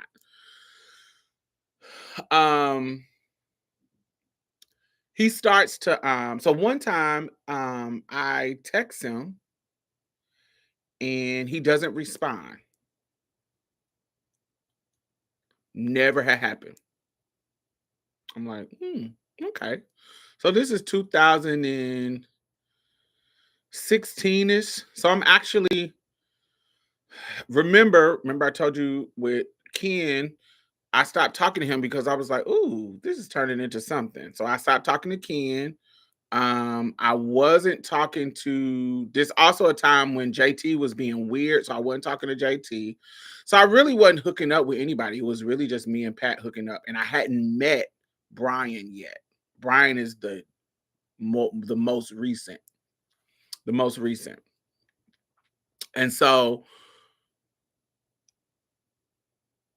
during this time, I'm actually not hooking up with anybody. This is like 2016. It's like 2016. And at this time, I'm not only am I not hooking up with anybody, it's really just I don't really have time to do it because I'm usually just going to work, or which is, and I got two people living with me. My mom is living with me and Brandon is living with me. So my gay son and my mom is living in the house. So I don't really have the house to myself. So I can't really hook up. That's why Pat started to come to my job and give me head at my job, because that's only free time that I had in the morning. So that's kind of what it was. So yeah, that's the situation that we were in. So I really wasn't hooking up with anybody but him. Not intentionally, it's just that's how the cards was flowing. So I had texted him and he didn't respond, which was unlike him. This is not, he gonna respond like within 30 minutes at least. He gonna respond. He gonna say what's up. Like, he gonna say, oh, I can come at this time, or I can, I'm here, blah, blah, blah, blah. I'm like 45 minutes away from you, or I'm 10 minutes away from you. Something. He gonna tell me something of what's going on. But he didn't respond. So I'm like, oh shit. So I didn't think of it, because okay. And then I hit him up again. He didn't respond. So I'm like, oh, what's going on? So this is like 2016. So fast forward to late, that's early 2016. Fast forward to late 2017. This is almost 2 years later. I get a message from Pat. He's like, oh, what you doing? So I'm like, oh, I'm at home. What's going on with you, stranger? And he was like, oh man, can I come see you? And I was like, so now I'm feeling some kind of way, because what's been going on? You just randomly hit me up, blah, blah, blah, blah. But he's kind of beating around the bush. Now, I'm a street bitch. Niggas don't just stop talking to you unless something happened. And normally, if nothing happened between y'all, no kind of argument or these niggas got locked up.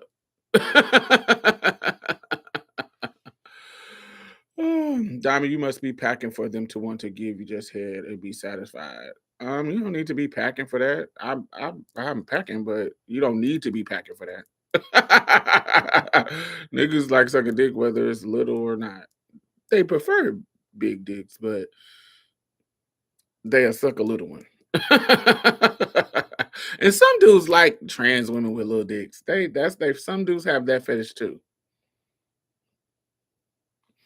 So I go to I tell him, you must have got locked up.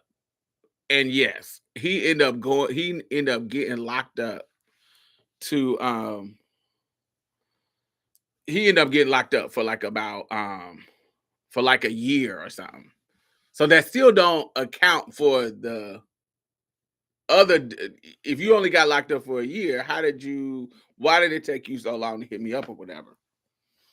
So he asked me like, how you know? And I was like, cuz niggas don't just up and stop talking to me, or that something had to happen. So the logical idea is that it had to be you got locked up.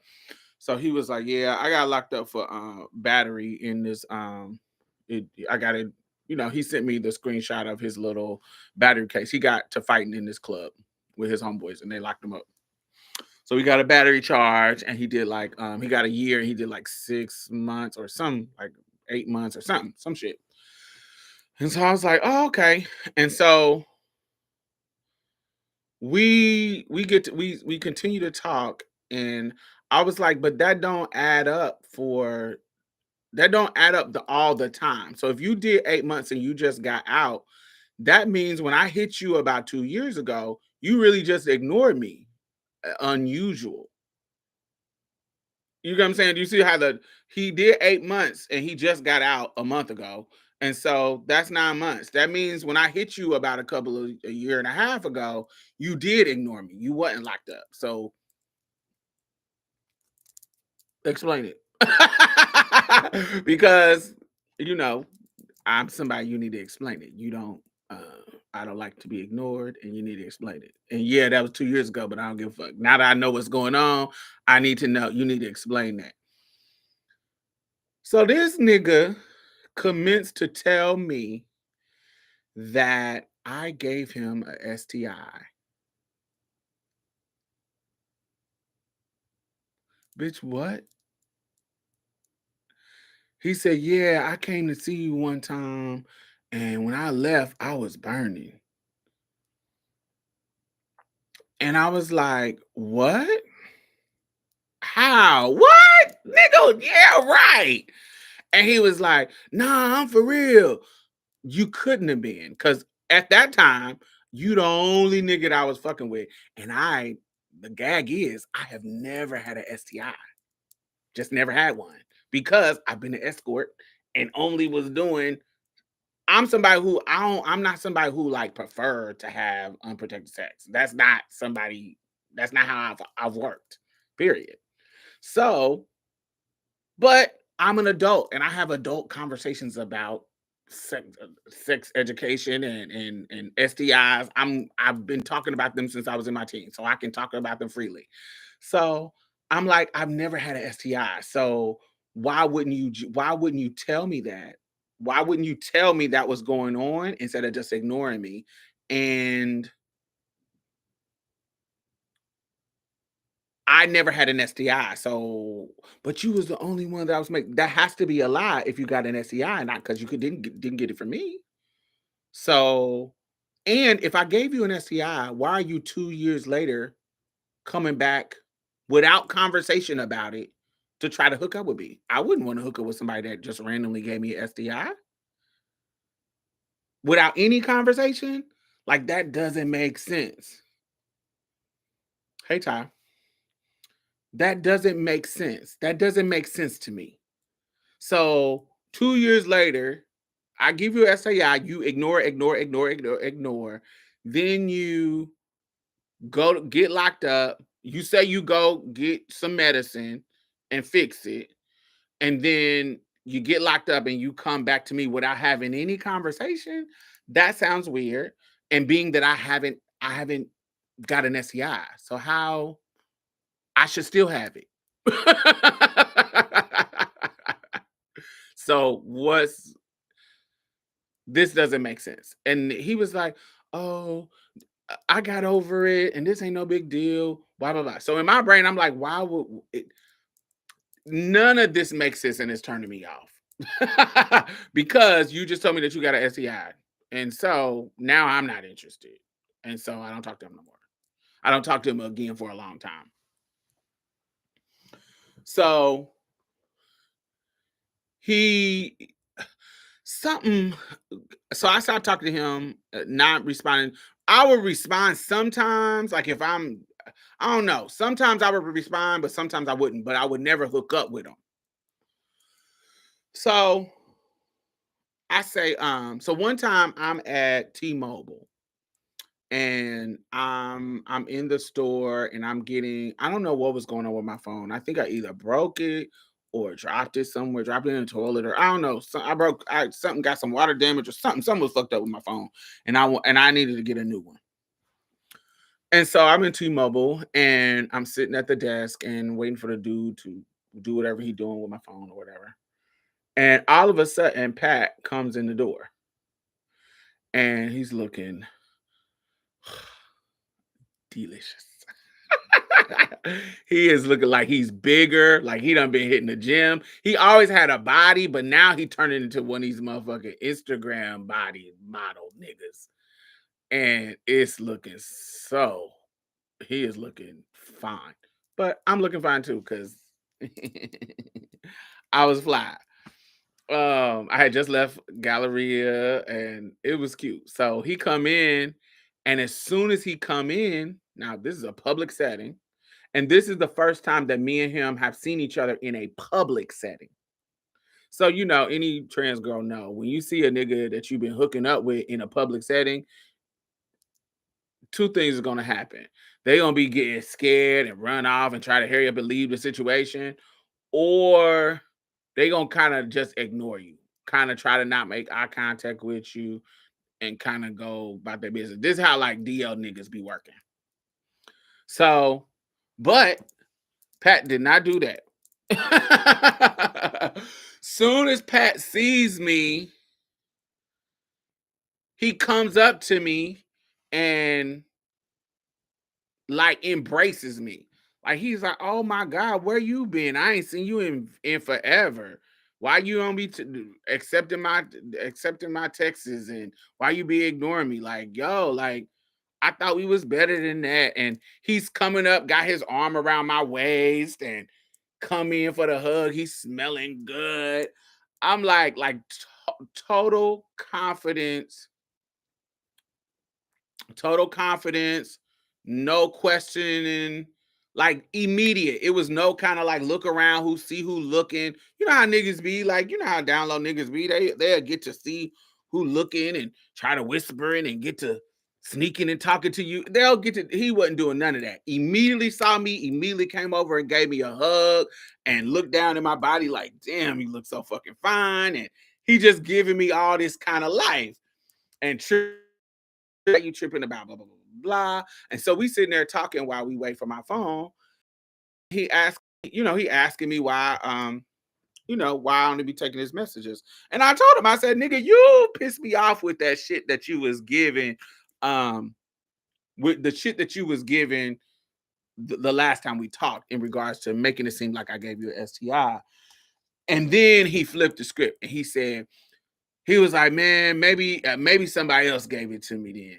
I was like, so this whole time we've been talking, you've been saying I was the only one who could have done it. But now all of a sudden, you saying that it's other people.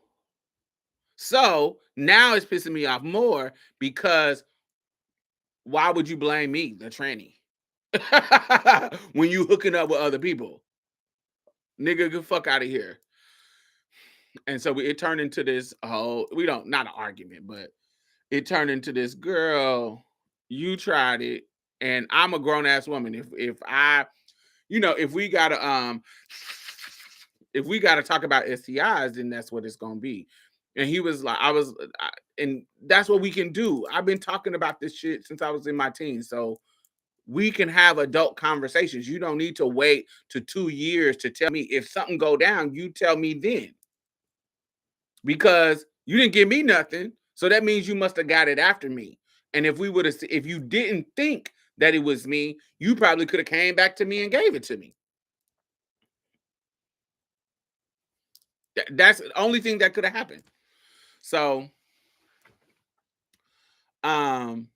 we have this. We're basically over the next 2 days after he sees me at T-Mobile. We just have this really deep conversation about STIs and how, you know, just grown people conversations about STIs.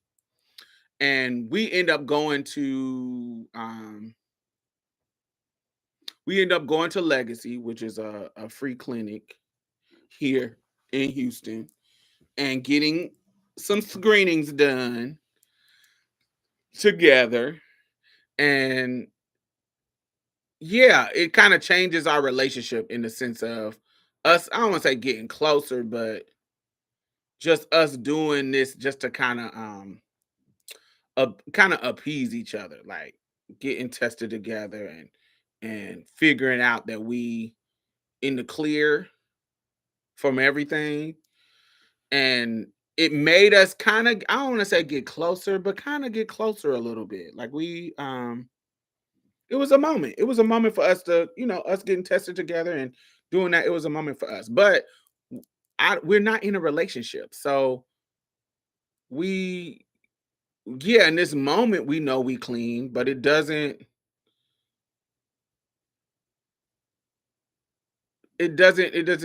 not exclusive to each other. Who knows who you out here, who you're out here doing.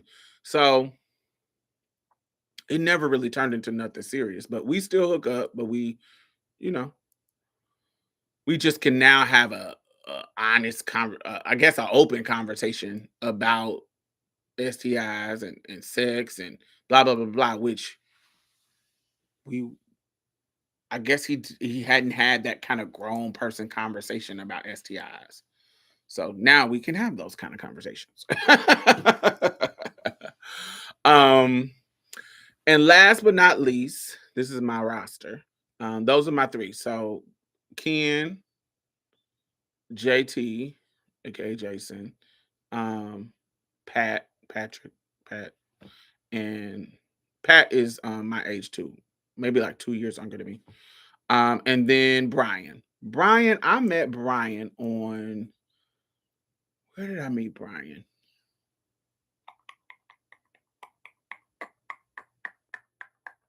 I met Brian on Jacked. So Jacked is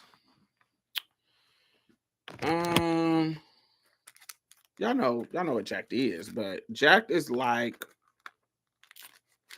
Jack brings me a lot of views, child.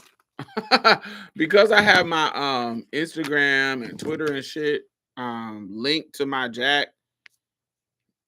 The Butch Queens be on there and they will come and listen to my videos. Like I get a lot of traffic from to my videos and shit from Jack and stuff. And so it's all good. It's like it's actually, I never really hook up with a lot of people on Jack. Well, rarely hook up with people on Jack. But because most of them is looking for, Butch Queens. But sometimes you be on Jack and you'll find the Butch Queens who love to give head, and they will, if you got a nice piece, the Butch Queens will give you some head. Or just chasers that know Jack has the girls on there. And so on my Jack profile is very, very direct. I'm only on here looking for some head. Nothing else. I'm not doing nothing else. And that's all I'm offering. You giving me some head. If you're not down, don't waste your time. Of course, the top niggas who is looking for trends, they gonna slide in your DMs anyway. You got too much ass to not be wanting nobody to fuck, and how you gon' be looking like a girl and only doing that. They love to give you all of that. Girl, if you don't got my face. So Brian hit me up.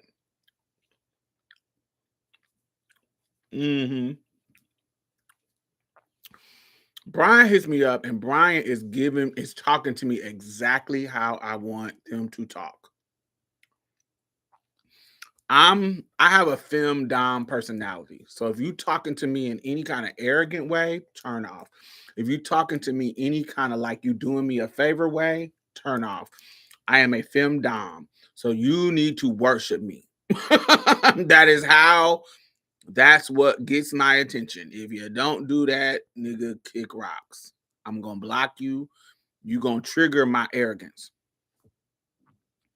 You're gonna trigger my arrogance. You're gonna trigger my ego, and I'm gonna block you.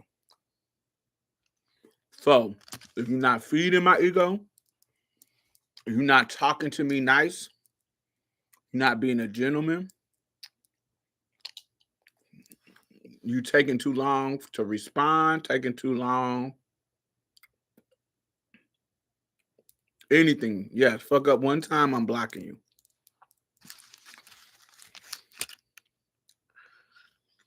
So Brian, when he first hit me up, he was talking to me so right. And so Brian is a little bit older than me. Brian is like, right. Brian is like 6'5". He a little stocky. How do you find silicone? What? He a little stocky. He has waves, but they're like salt and pepper. So his waves got like little salt and pepper flakes in it. It's so cute. Um, he's probably like 47, 46, 47.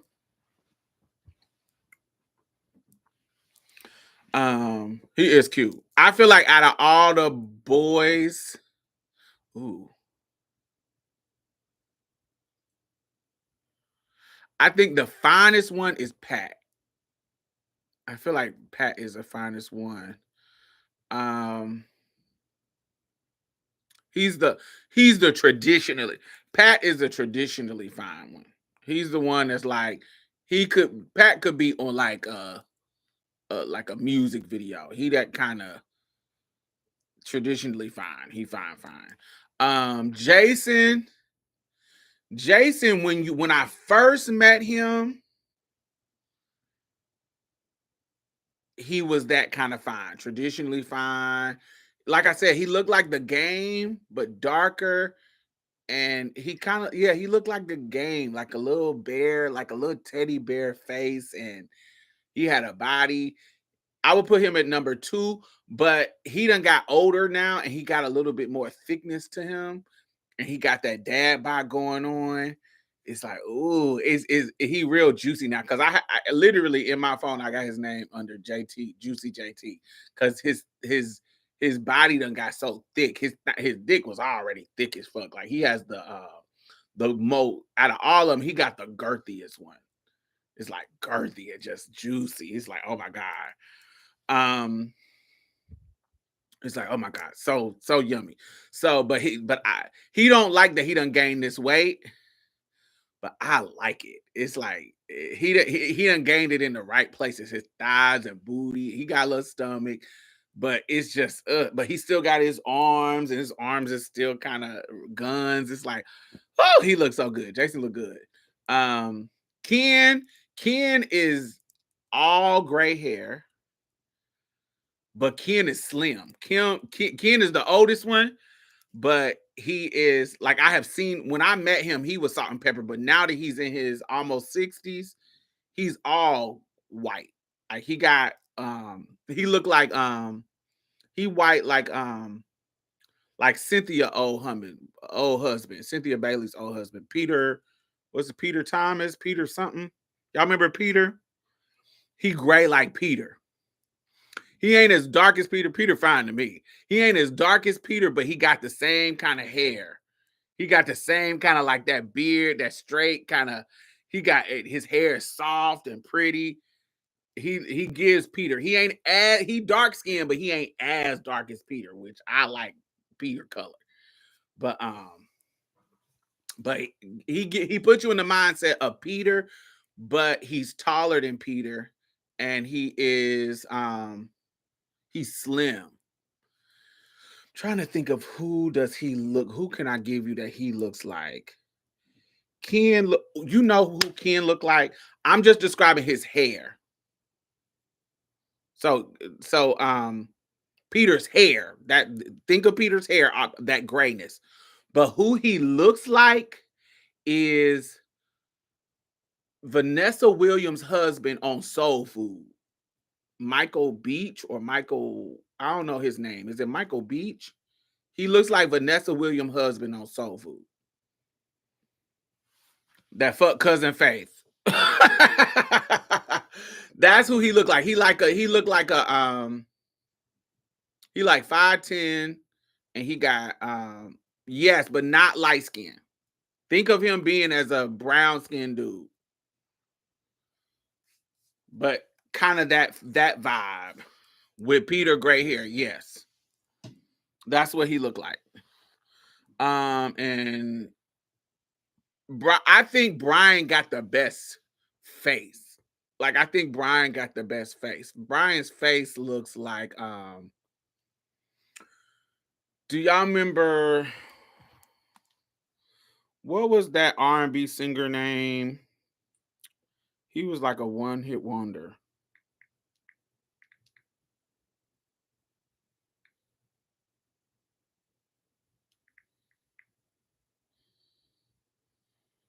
Yeah, so y'all remember the singer Jimmy Cozier? He only had one song though.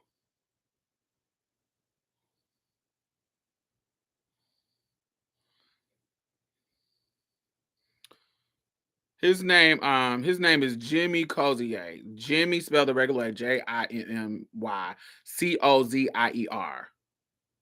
Jimmy Cozier. This is what Jimmy looks like.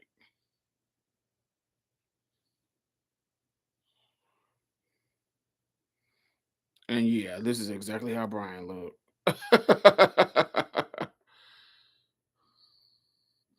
Yeah. That gives very Brian's face. Yeah. Very Dominican, maybe. One of my parents is biracial and the other one is black. Very Dominican looking. Yeah, that's what Brian looked like. Yeah, he looks just like him. Like they could be brothers. Except Brian is like 6'5", and he got salt and pepper hair. He's like 48. It's like 48. And he's kind of stocky.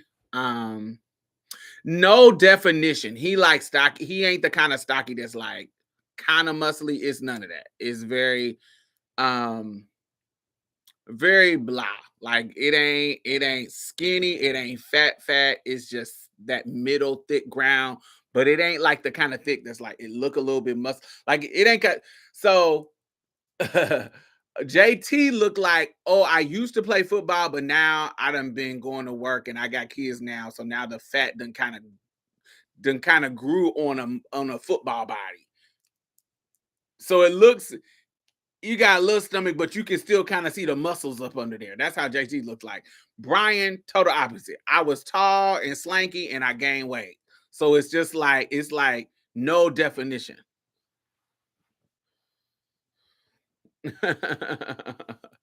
No definition. And Ken is just a slim older man's body with gray hair.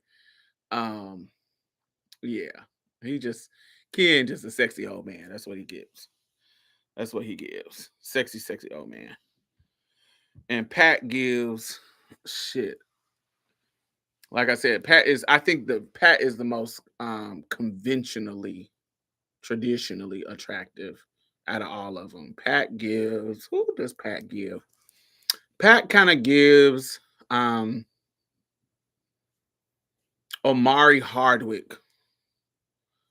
Tatted up. He is more like I think he's the most wiggly built. Yes. Um uh, yeah. Pat gives more Omari Hardwick. He's given that kind of traditionally attractive. You see him, you like, bitch, he fine. The rest of them is like, oh, they're cute. But Pat is like, he fine. Like, oh my God.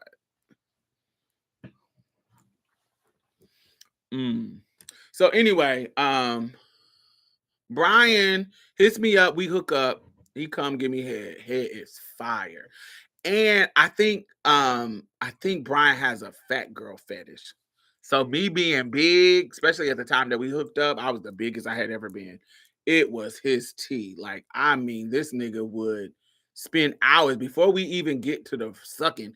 He would spend hours just rubbing my body, just rubbing it, rubbing my rolls. He would bring a little oil just to rub on my body. Rubbing the rolls, rubbing my feet. He loved my feet. They always done. So he loves my pedicure. He'll ask me like, "Ooh, what color you got on today? What color you get your toes?" And he just love every part of my body before we even get to the good stuff. He just loving. So he makes you feel love. Definitely a self-care moment. So the first time we hook up, it was dope. So the second time we hook up, what happened? I don't know. It was some kind of negative situation that happened with him. He hit me up and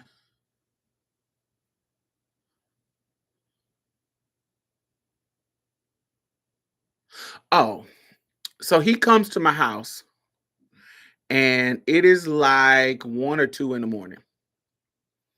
And he gets to talking to me about this nigga shit. Like, you know how these conversations that everybody, these kind of gender war conversations, these Kevin Samuel, these kind of weird gender war conversations. He gets to having one of these conversations that it reveals to me that this is like a really hotep misogynistic nigga. And y'all know I don't like any of that. So we go down this rabbit hole of this deep me rebutting his fucking misogynistic views on shit. And this conversation lasts from 1 o'clock to like 4 o'clock in the morning. That's how long we are going back and forth about stuff. And so by the time it gets to 4, I'm not horny no more. And it's 4. I gotta do some shit in the morning. So I'm going to sleep. So take your ass home. And so I send him home. He don't give me no resistance. He just go home. And so he sends me a message that is chastising me for having him come all the way to my house and not hooking up. Like, we don't do the stuff that we came to do. And so in the midst of that conversation, I say, sweetheart, I screenshot messages that I was getting from dudes. And I sent him the message and I made sure that I kept the timestamp in it. So he understand, like, right now as we're talking, niggas is hitting me up asking me to give me head. Like right now. Look at this.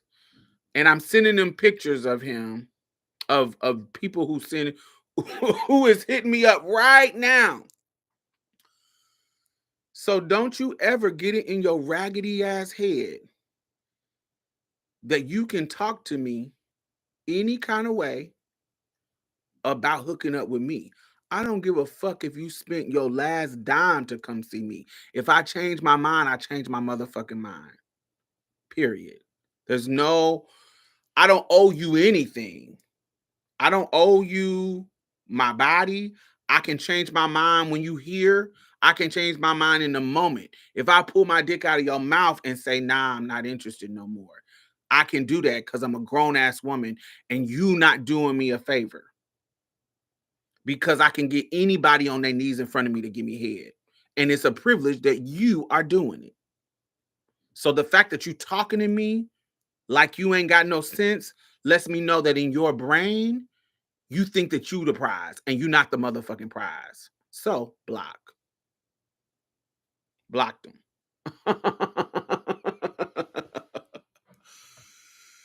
So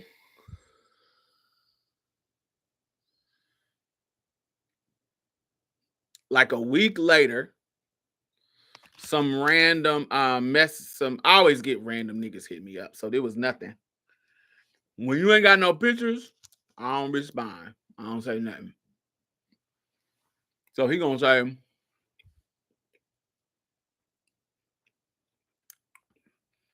he hit me up. I don't know who this person is, so I don't care. I'm ignoring it.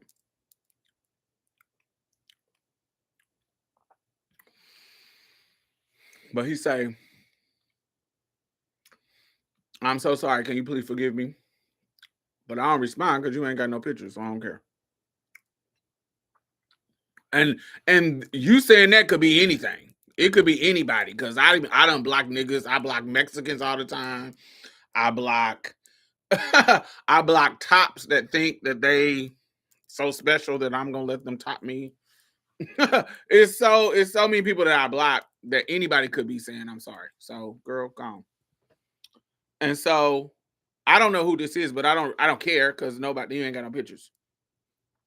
So randomly, maybe like a week later, he sends me a pictures and say the and say the same thing again. And I was like, oh, you back. You done made you a new page now, huh? He was like, please don't block me. I'm sorry. Please don't block me. I was tripping. I was like, yeah, you was tripping. I don't know what the fuck you thought you was on. Because I was being sweet to you, because you, like I said, I like niggas that worship me. And long as you worship me, I'm gonna be sweet to you. You is my little slave. You is my little babe. I'm gonna treat you like my little babe. I'm gonna be sweet and nice. You ain't gotta see the ugly side of me, boo. I'm gonna treat you like a king, baby. I'm gonna make you feel special. So clearly you bought into the special to think that you can talk to me any kind of way. But I said, I'm gonna give you one more chance. Cause your head fired. Give you one more chance. And you coming real humble. Without questions. You coming real humble. Cool. I ain't never had no problem with Brian. This was 2017. I ain't had one problem with Brian.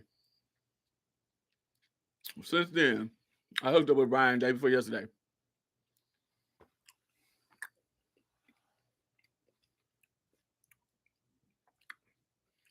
Here's Sweetie Pie.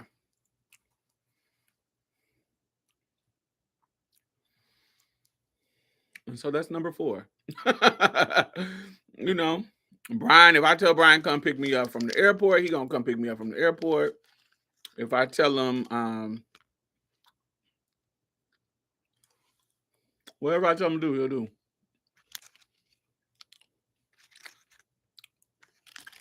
I like him because he always smell good. They all always smell good, so I don't deal with unclean niggas. But he always smell good. He's sweet.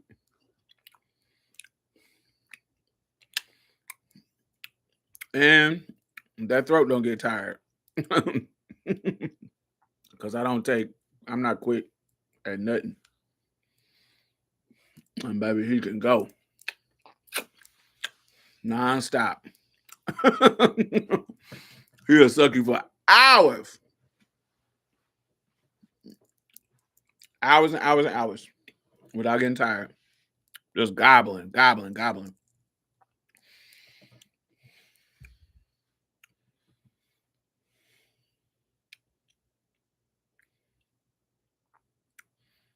I am currently eating a caramel.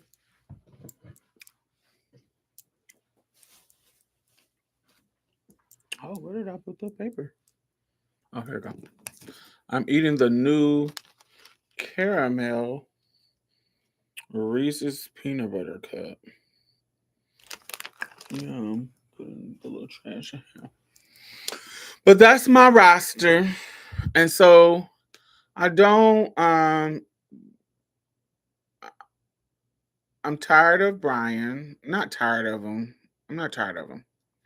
Um I'm tired of JT. Definitely tired of JT. So I'm not probably not gonna see JT ever no more.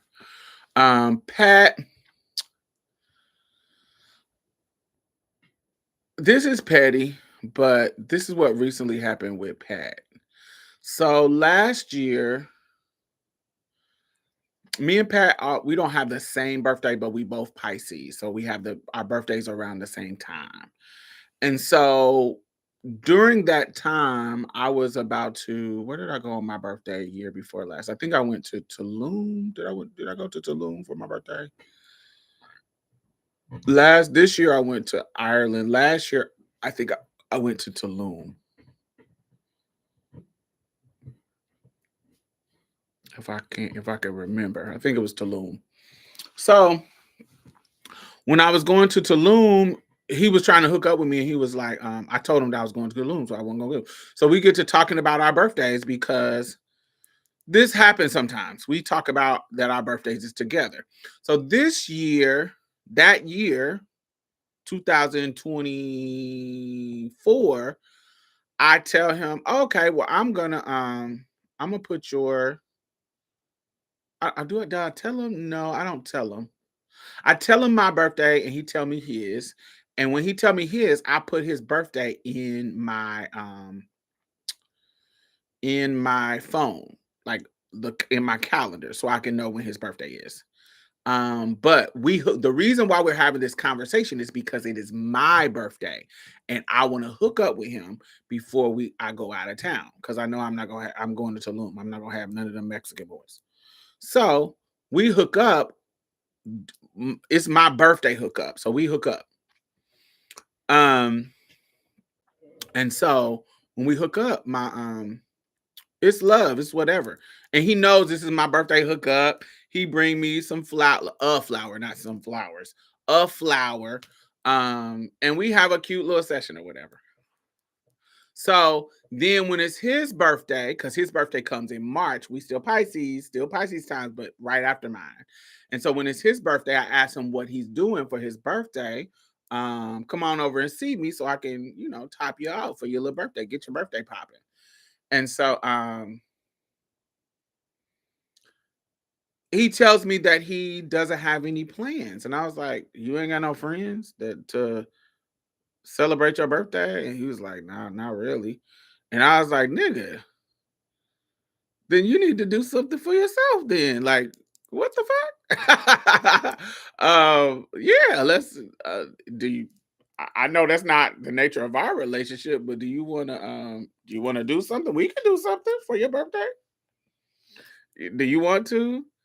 And I was like, and he was like, yeah, if you free, I don't care. I was like, oh, okay, well, we can set something up.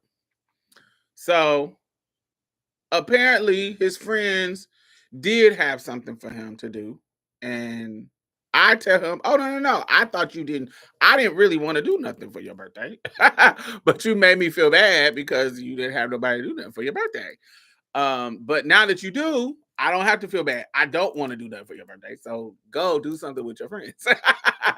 So we have this little moment where we laughing about it, and I really just wanted to gobble him up for his birthday because it's his birthday. So cool.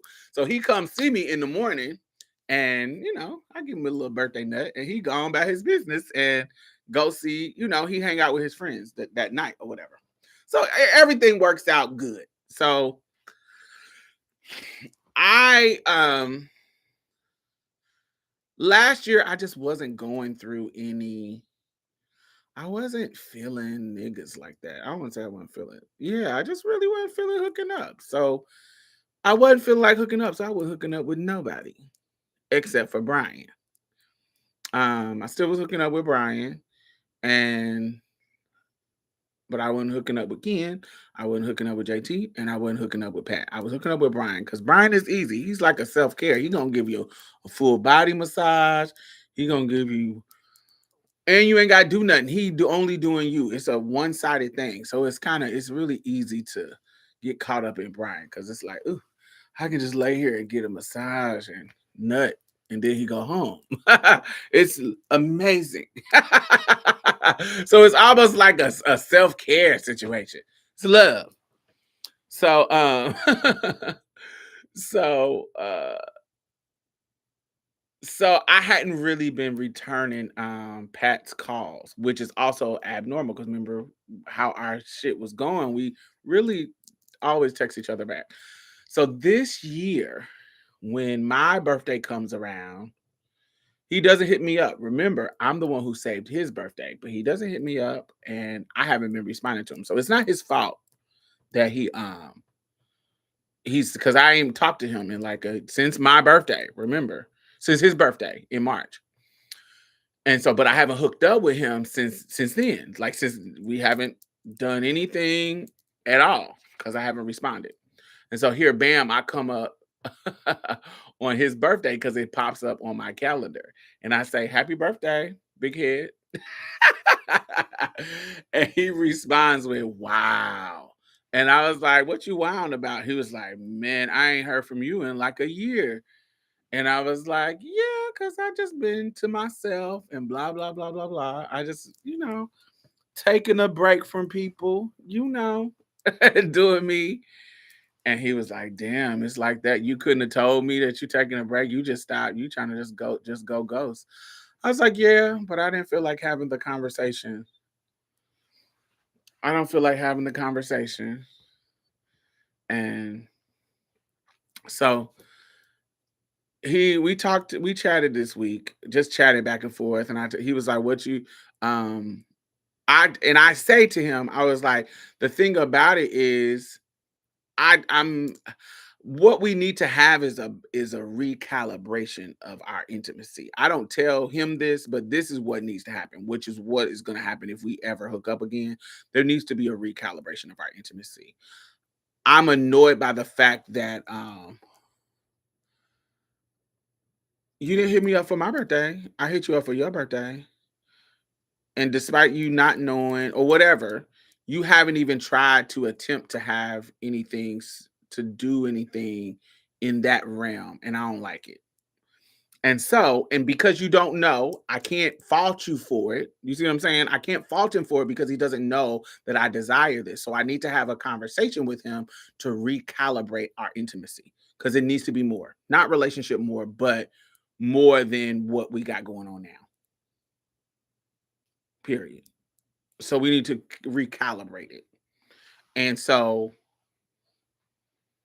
this seems extra, but I want to do have you ever did a body mapping with your partner? Have you ever did a body mapping exercise? Do y'all know what that is?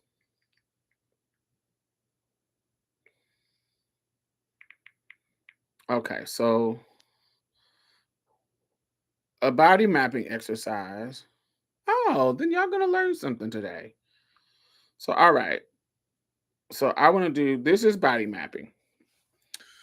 You take like a picture of your body and their body. It could just be a outline of a body on a piece of paper. It looks like this.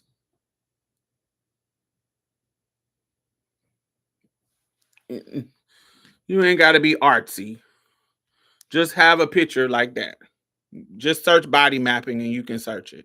So just a body picture like that. Print it off and oh, it's blurry now. Hold on, let me fix it. Did that work? It's still blurry. Oh no. This is why I switched from this camera because it didn't. There we go. Boom. That's why I didn't like this camera because this camera will be blurry and if I'm not paying attention, it'll be blurry for so fucking long. Anyway, so you take that picture and you could do this with anybody. I know can be extra, but it actually can be a good conversation starter with you having good quality sex with your partner. So you take this body map and you give a copy to yourself and you give a copy to your partner, or y'all can do it together on the same piece of paper. And the conversation that you have is where is the part of your body that provides you the most pleasure? Okay. So like where's your spots? That's what you can say. Hold on.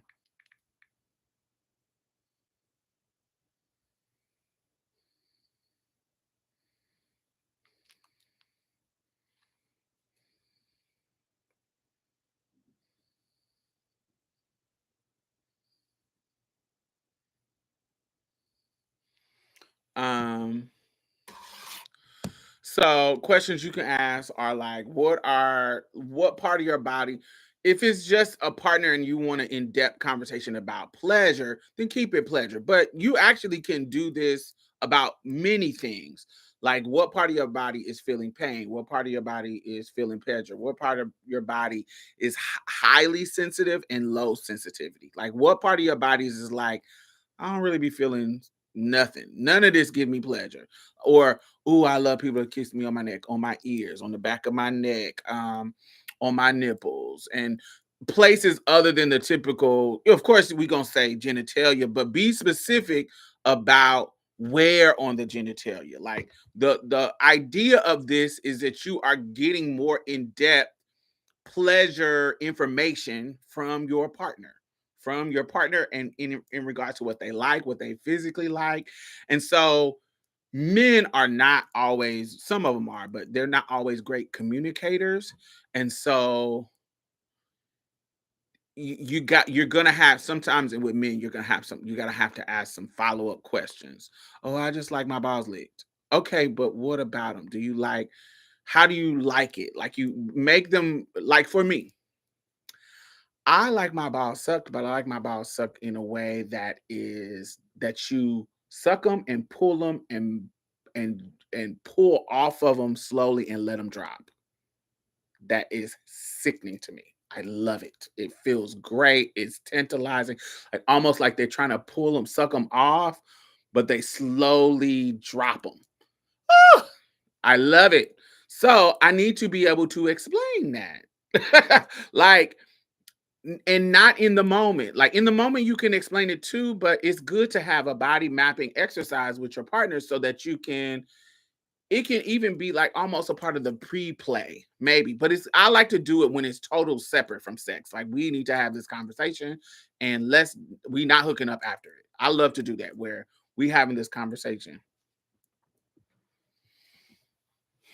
You mean shit like, I like when you gently scrape my nipples with your teeth. Yes. It's not just, oh, my nipples are sensitive. What do you like people to do with your nipples? Do you like a little bit of pain? Do you like a lot of bit of pain? Do you like, is it the pain that's even the sexy part? Is it the it's details about what the particular thing that you like. And you're having, and have them write on the spot on the piece of paper, like have them write it down, like where are your spots? Oh, I like this, I like that. I actually love when somebody runs their finger through my hair, like when I, not when I have a wig on, but when I have my natural hair out, and they are like gripping my head, like just the massaging of it. Love that. Love that. um my feet are my one of my spots. Of course, eating my ass. I don't like pain, so I don't like anybody who is like anything that's painful, like smacking my ass too hard, hate it. I don't mind you squeezing it and jiggling it, da da da da. But if you are fucking hitting it too hard, I hate that. Like if I'm turning red from you hitting me, bitch, you doing too much. I don't, I am not a pain person at all.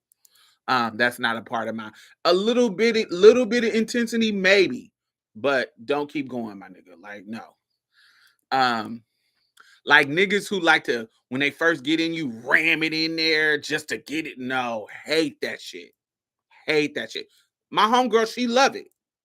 And this is not you. So it's not about it's not about yucking somebody's yum. It's about finding out what the other person likes in the process. Like, what do you like? What don't you like? And you force them to give you, more context to their pleasure.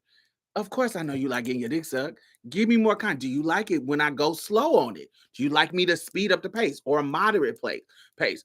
Well, do you like it when I'm because some people, some dudes, if you sucking their dick, the head is too sensitive and they don't like it's not they don't want you to suck it at all. It's just it's too sensitive when you're on the head. So you gotta be more on the shaft. You can't just focus on the head. And then some other dude, it would be the opposite. Focus on the head and baby, he's exploding. You got to figure it out by asking the right questions. That's what body mapping is. It's like, hey, I'm sharing with you what I like on my body, what parts I like touch, what parts I like felt on. Outside of just genitalia, we know you like your dick touch at some point. Um,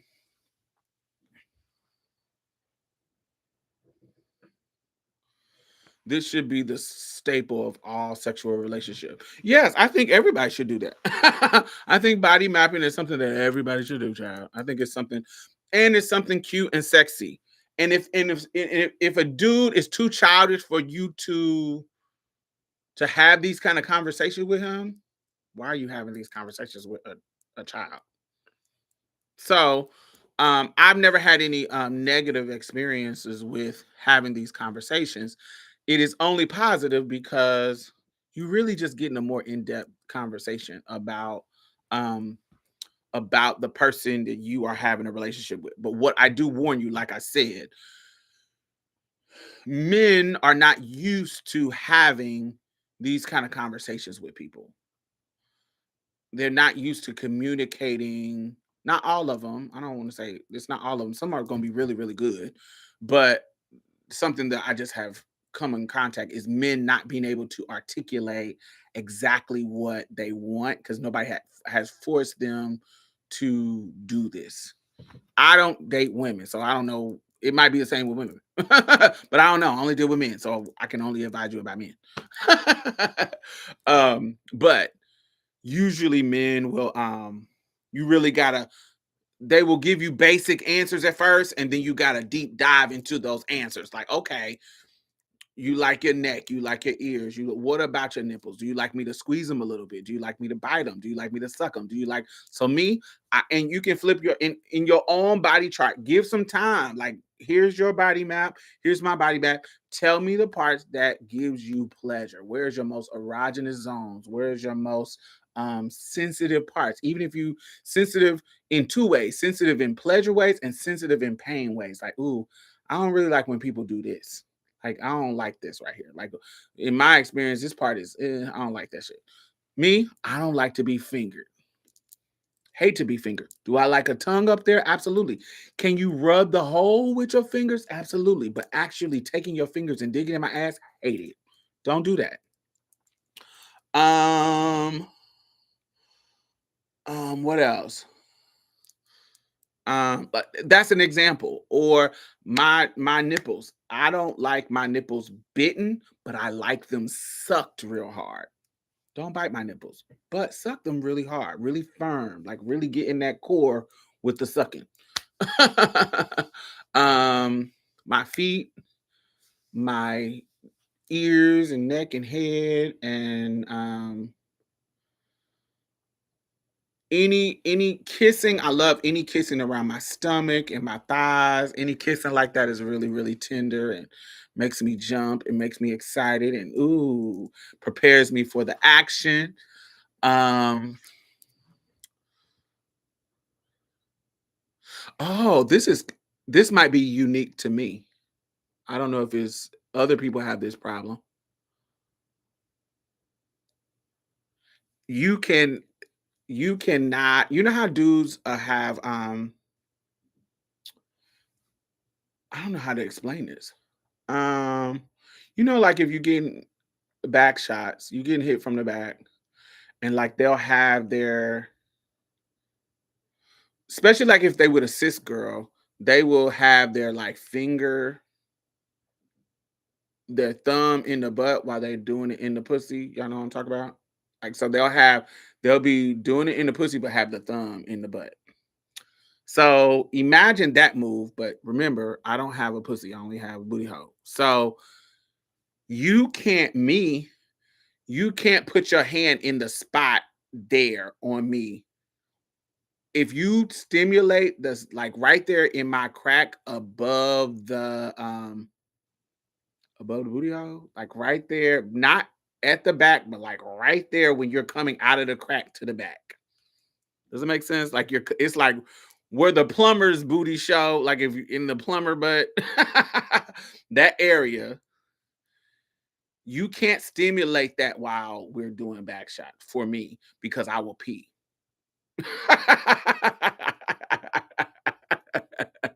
This may be a unique thing to me, but it's something about, and it's not just during sex, it's during anything. Like if I say that when say that I'm in a situation where I want to pee, but ain't no pee coming. If I scratch like the top of my crack, it will make me pee. Does it make sense? So if somebody is, if I'm getting hit from the back, you can't be digging, like you can't be digging the top of my crack, baby, because I will pee all over the bed. It'll make me feel like I have to pee. I don't like that. So don't do that. um that's unique to me. So I have to tell people that. Don't do that. I don't like that. Or if I don't tell them, then I could just move their hand. Don't do that. But that's one thing that I could explain to somebody. Um, what else? Yeah, that's body mapping. And so in the process of this body mapping, this is an exciting conversation with them. So of course, because we're talking about sex, it can be an exciting conversation, but it also can be a doorway to other conversations. So a part of this conversation, the intention of this conversation is for us to recalibrate our intimacy. And so in this conversation about recalibrating our intimacy, I am also going to bring up, while we talk about our physical bodies, I am also going to bring up other things that I need in the process of us having a deeper relationship that I want. And being very clear that this is not about wanting a relationship, because I don't. This is about wanting a different type of intimacy that goes along with our sexual intimacy. I need more of the hanging out. I need more of the doing things outside of sex. It all can lead to sex, but I need more of the other stuff because I'm not feeling what it is now. And even though we have had it like it's been for so long, we need a recalibration. And if you're not willing to recalibrate, then we can stop hooking up. And it's not and you don't have to say that, because sometimes when you say that, that can almost feel like an ultimatum. And I don't want it to feel like an ultimatum. I want to inform you on what I need. And if you don't give me what I need, I'm gonna push away from you. I'm gonna stop answering your calls. I'm not gonna tell him that, because then it can feel like an ultimatum. And that puts men in a situation to where they have to tell you what you want to hear so they can still get what they want. You see what I'm saying? So you never want to put them in that situation. So I'm never going to do that. I'm never going to tell them that. But that is my intention. My intention is to communicate with you really, really well what I want. And if you don't give me what I want, then I'll pull back. And then if you ask me why I pull back, I can say, no, I gave you a chance with good, clear communication to do what I asked you, what I wanted from you, and you didn't step up and do it. And so I have to ask, why didn't you? And if you give me some kind of bullshit excuse, then yeah, that's why we're not compatible anymore. That was good for us for this many years. But once I tell you that I need to recalibrate and you don't recalibrate with me and you don't do the change, I'm no longer interested. And that's where I'm at now. If he doesn't recalibrate, I don't want it anymore. I want somebody new. I'd rather get somebody new. So that's where I'm at. I'm in the process of looking for a new roster, a new addition to my roster, and trading some people out and trading some people in. So that's where I'm at now. And that's what I wanted to talk about today. My roster and my plans for the new one. So that's my old one. And now I'm on the hunt for a new little breezy. You know, on the hunt for a new little friend.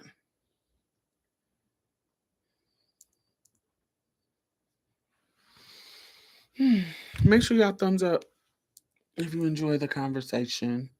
And it is getting late. I'm about to watch the new episode of Handmaid's Tale because that was the whole point of me getting on here, to kill time before Handmaid's Tale came out. And so, yes, tell me how y'all doing with y'all rosters. Tell me how y'all are doing with your sexual conversations with your people. How are you navigating those conversations? Are you uh, this more of as a singles conversation. If you are with your partner, if you have a partner, then tell me how you're navigating recalibrating you and your partner's love life. How do y'all do that? Like, I know after you've been dating somebody for so long, things can change. It can get kind of dull. So how are you recalibrating your intimacy? Are you using body mapping? Are you using other therapy techniques? Like, what are some of the things that you do to recalibrate your love life, your intimacy? All right, y'all. Thumbs up, and I will see y'all later.